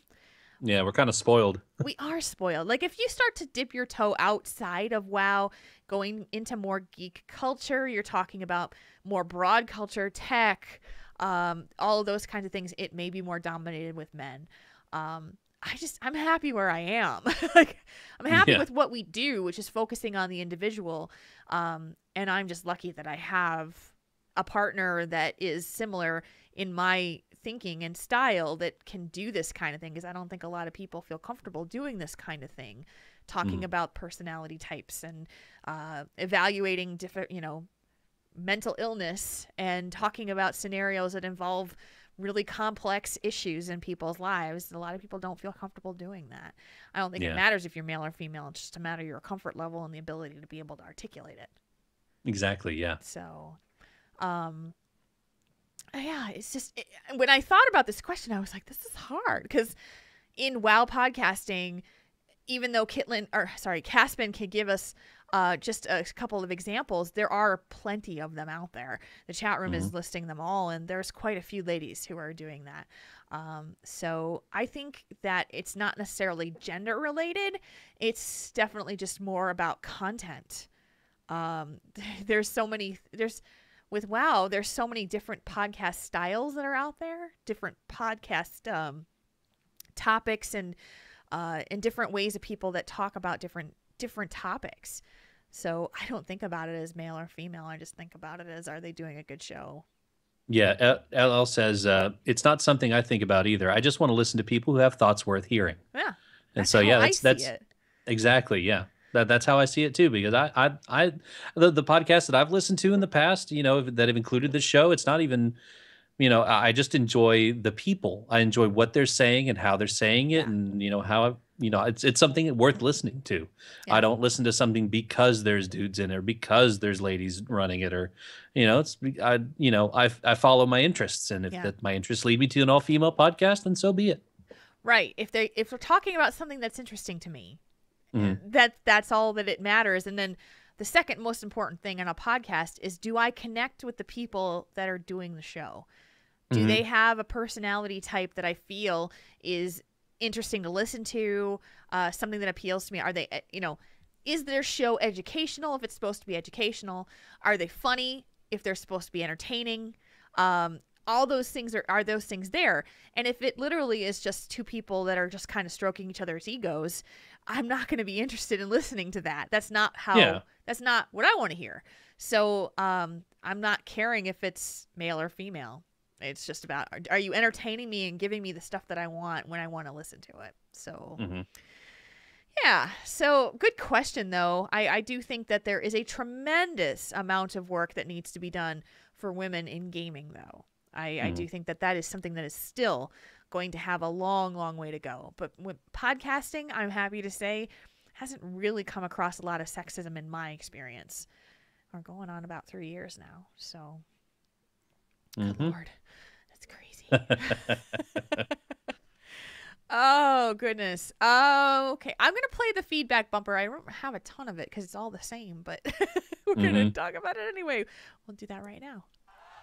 Ladies and gentlemen, we now bring you... Wow, that's a lot of feedback. Our feedback this week, we had a lot of it, but it was all focused on one topic. And that was last week's discussion topic, talking about the experience that Kiddo had with her grandparents. And I just have to say, my gosh, you guys are amazing. The feedback that you shared was so kind. You guys found me on Twitter. You found me on Facebook. You found me in game emails. I was like, every time I logged in last week, someone was whispering me to tell me how proud they were of Kiddo and the things that they said. You guys have done a great job with her. I totally agree with you that what you did was right. And I appreciated that so much. And I told her about that, we had talked about it on the show, and she, and how people were so supportive of her and said how mature she had been and how strong she had been. And boy, that made her day. So you guys really did make her day. And, so that was the brunt of every single feedback we got was all about that. And everybody said, you and Kane did the right thing, and Kiddo is one tough cookie. Yeah. So I don't have anything to read because it's all the same. Everybody said the same thing, which was great. So thank you guys so much for that. We really do appreciate it. Kane and I both appreciate your thoughts and support on the situation. We have not heard from them.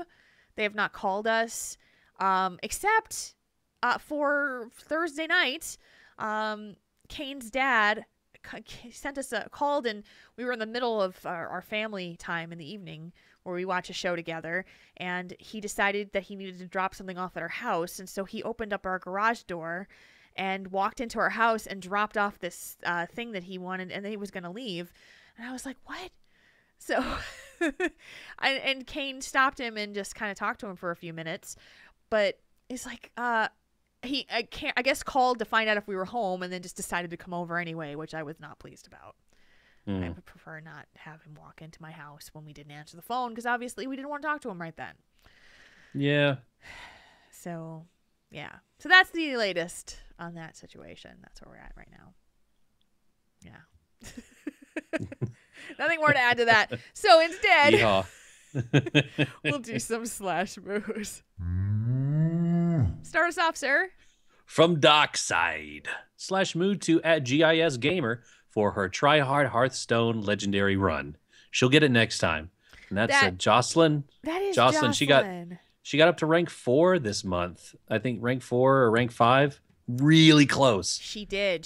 So if you guys don't know Jocelyn Moffat, she is one of the co-hosts of the Angry Chicken podcast, which focuses on Hearthstone. And she had a goal in February that she was going to try to make the push to get to legendary rank, which is rank 1, correct? Is that rank 1? I believe so. I've never gotten above like rank 15, so yeah, I am way far behind. Yeah, I have no idea. I'm not that good a player yet. Yeah, you really have to put in the work and the time and the effort to be able to push yourself that far. And she did get up to rank 4, which is amazing, in her first run on trying to do that. So I second that slash moo. Jocelyn is a friend of mine. Absolutely. And third that. Yes. So good job, girl. You'll get it next time. You'll get it next month.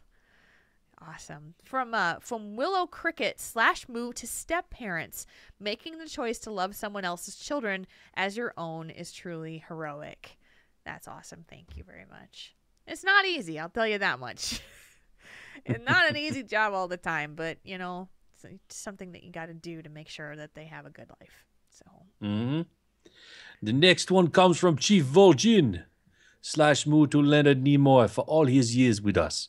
May his memory live long and prosper in our hearts. Most definitely. God, yes, absolutely.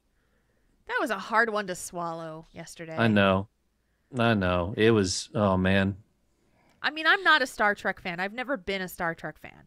But obviously you can't escape it in the culture. If you run in nerd circles, you're going to know people who are Trekkies or who have long loved the Trek universe. And Leonard Nimoy, for whatever I didn't really know about him, I always thought of him as someone who is very he was just kind. He always came across as kind and caring, and someone who really embraced his fans and the universe that he helped create. And I really had a lot of admiration for him, even if I didn't really follow his work. Yeah, he was definitely someone to look up to in the industry. And my wife sent me a picture this morning, and it broke my heart because it's 2 panels, and on the top panel these are both from the original series, and the top panel is Kirk sitting down at a table, and there's Bones, Scotty, and Spock. Second panel, he's sitting at the table by himself because DeForest Kelley, James Doohan, and now Leonard Nimoy are gone. Yeah. And I'm starting to get a little messed up about it now. I know. Just talking about it. It broke my heart because he's such a positive force. And I saw it going around Twitter the other day of an old newspaper or a magazine story about Mr. Spock or Leonard Nimoy talking as Mr. Spock to somebody, and one of the persons writing in was a girl who was a mixed race, and she wasn't accepted by either ones. And he said, and he responded kind of in character because he was half Vulcan, half human, and so the Vulcans didn't belong with the Vulcans. He didn't belong with the humans because he was different, and he had to just strive and succeed despite that, and just for him to take the time to do that. And to be such a kind and warm person to his fans through all these years, because a lot of actors, if they get pigeonholed into something Star Trek, it's something they can, start to regret. Yeah. And and loathe the fans. But for someone like that who kept going and you know, even though it sounded gimmicky sometimes in the new Star Trek movies, I am so glad that he was there. Yeah. That he was in both of those movies. And you know, if you think about it, there were three members of the original series that showed up on Star Trek: The Next Generation, and that was Bones, Scotty, and Spock. Yeah. And we've lost all three of them now. And also Sarek, the I forgot his name, who played Spock's dad. He was on there as well. Yeah. And so it's just, really showing my Trek nerd here, but I wear it proudly. I wear it proudly right next to my WoW nerdness. Good so, for you. but it's hard when we lose these, such pillars of, fandom and of science fiction and, stuff that that we love, and, we're going to miss him, but he's found his rest, and I'm happy to have seen his work. Good. Yeah, it's live long and prosper and rest in peace. Mm-hmm. And finally, from Mighty Mike, Minnesota, Mighty Mike MN, /moo to Scott Johnson for being the only one to post a selfie on my feed in the first 24 hours of the patch release. I noticed that, and you might have done a little repurposing of said selfie for something. Oh, just a little bit. Yeah, that was funny. That was one of the first selfies I saw too, and he just got the perfect duck face. I didn't know that the male orcs did the duck face when they did it, because the gnomes don't. The gnomes just either laugh or they frown and shake their heads. They don't pucker their lips or anything. So to see the orc do that, I was like, oh, that's fantastic. The orc really did look like he was derping it up, and it was awesome. Gerp was derping. Gerp was derping. So if you want to be a part of the /moo crowd, if you want to send one into the show, you can do so at questions@taurenThinkTank.com.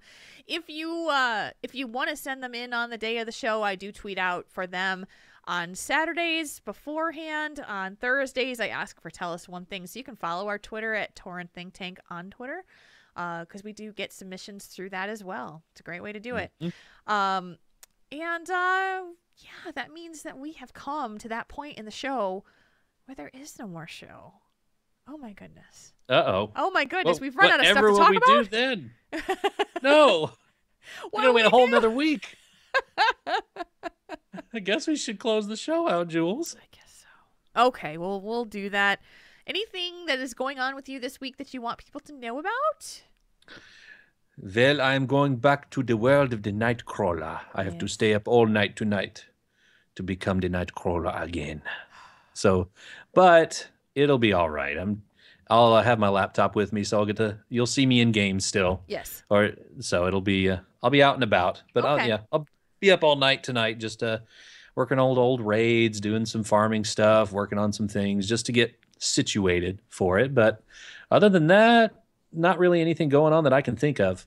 What about you? Okay. For me, it's going to be another episode of I Remembered It Better, hopefully this week.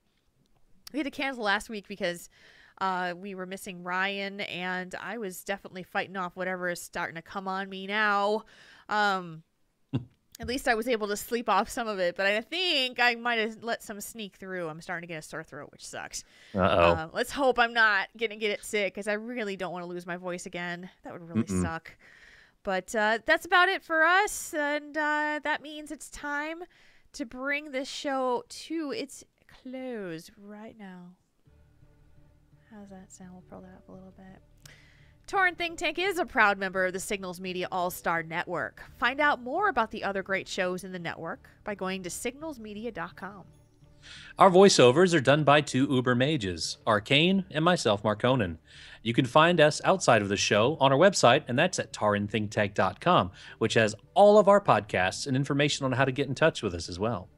Don't forget, you can also get your Triple T t-shirts, and those are found at /loot.com. 3 designs to choose from in a lot of different colors. Thank you to all of our patrons. The show will always be free, and your support helps us to do even more. We're just shy of halfway towards our first unlock goal, guys. Just shy of it.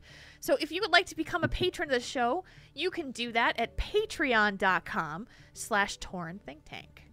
Yes, you can. You can like us on Facebook at facebook.com/Tauren Think Tank. You can also find us on Twitter for the show at Tauren Think Tank. And you can find Jules at Jules RPG and myself, Marconin, at Marconin Wow. That's Marconin, WOW. You can also chat with us on our forums. So if you want to give those boards some love, you can find those at forums.signalsmedia.com.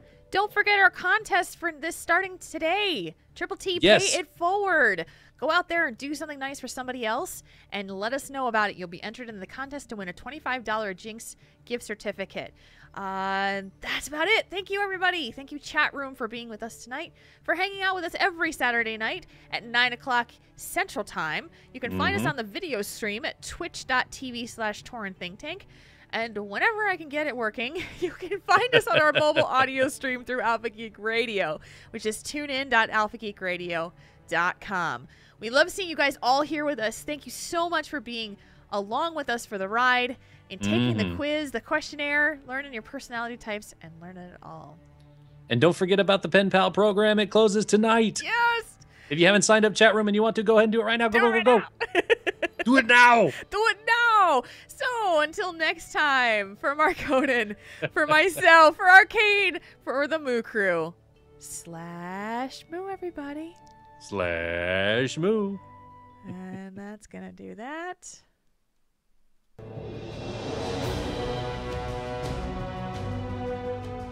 Tauren Think Tank. We make your problems less bad.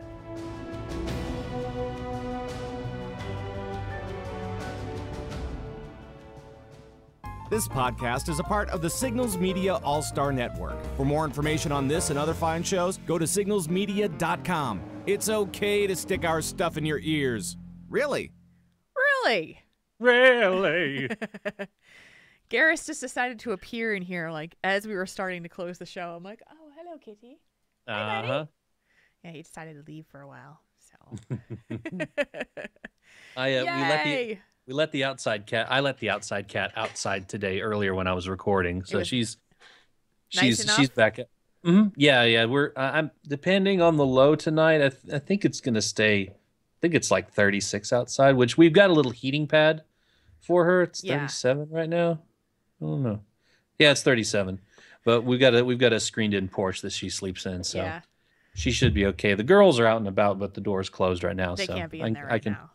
Yeah, they're not in here yet. I can bring them in. If anybody Garrus wants is now to see pulling the on the back of my chair, so I guess that means he's gonna jump up here soon. Come here, buddy. I'm gonna see if the girls want to come in real quick. Sure. Come here, bud. No, don't poke the back of my chair. You can kind of see him over my shoulder. He's poking around. Come on, bud. You come say hi. Come say hi to the chat room. You want to do your thing. He likes to pull on the back of my chair. Marconin has a true outside kitty. They're rare, but they do exist. Where they just cannot exist inside, or they're so miserable they can't do it. But the cat stays very close to the house. Oh, look!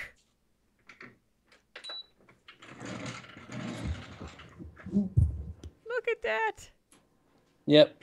She's nice and warm. She was taking a nap. Oh, you picked her up and brought her in. Yeah, she's warm and cuddly. Hey, sweetie. And Pixie came in too. Hey, Pixie. That's Reese in his arms. Yeah. Garrus is a snowshoe Siamese kitty. He's a mix of Siamese and whatever other thing he is, but he has a lot of the Siamese traits with the blue eyes and the seal point and all that stuff, and he's got the personality to boot. Reese! Yeah, she's on my shoulder. There we go. Now she's on the back of your chair. Yeah. There he goes again. Hi, buddy. So you can see him stretching over my shoulder. Come on, bud. Come here. Come here. Come say hi.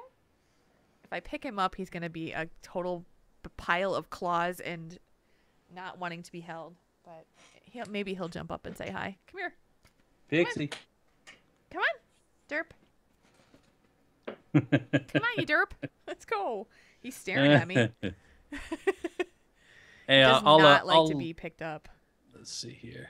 I'll link the Alessandra was asking Yeah. about the link. I'll put that in. Oh, I Real love Burmese quick. cats. They're so pretty.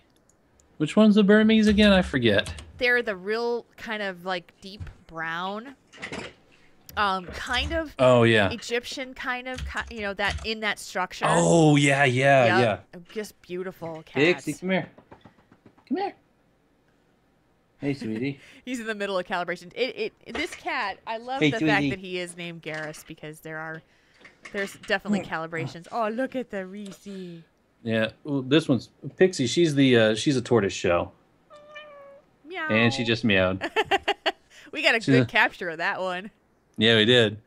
And Reese, I think she's Bombay, is the black. Yeah. I think she's a Bombay. Yep. Yeah. Little tortie.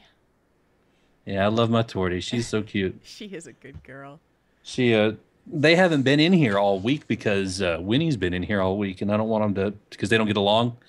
But when I first let them in, I just opened the door and they came running in, and Reese laid on me like right here, or Pixie did, for right here for like 45 minutes, while I'm just trying to do stuff, and she started snoring, and it was very cute, very very cute. We're such cat people. It's so awesome. Hey, It's awesome. they're both staring at me for some reason. Pixie, what are you staring at me for? Come here. He's not. He's sitting next to me, but he's not interested in jumping up. So Come here. he may surprise me. Come here. Maybe not. I think that they still smell the other cat in here, so They're they're little hesitant. yeah. So yeah, that is our week, man. We did the show. We done good. Definitely need some Week questions, is officially though. over. Definitely need some questions. We're getting low. So Yeah. Contest goes till the Ides of March. the Ides of March is the 15th, isn't it? Okay. That's right. I remember. It's right. All right. I think it's time to sign off because my throat is starting to get icky and I need to get something to drink. So I will sign us off now, and we will see you guys next Saturday. We'll see you on. Will you see you on the 7th of March? Well, yes, we win. Lovely. Enjoy your week, ladies and gentlemen, and we shall see you on the other side of this week on Saturday, March 7th, 2015. This be splendid. Good night, Chief. Have a good one. Commander Buttman says good night. Good night. Good night, Slide Commander. moo, everybody. Slash moo.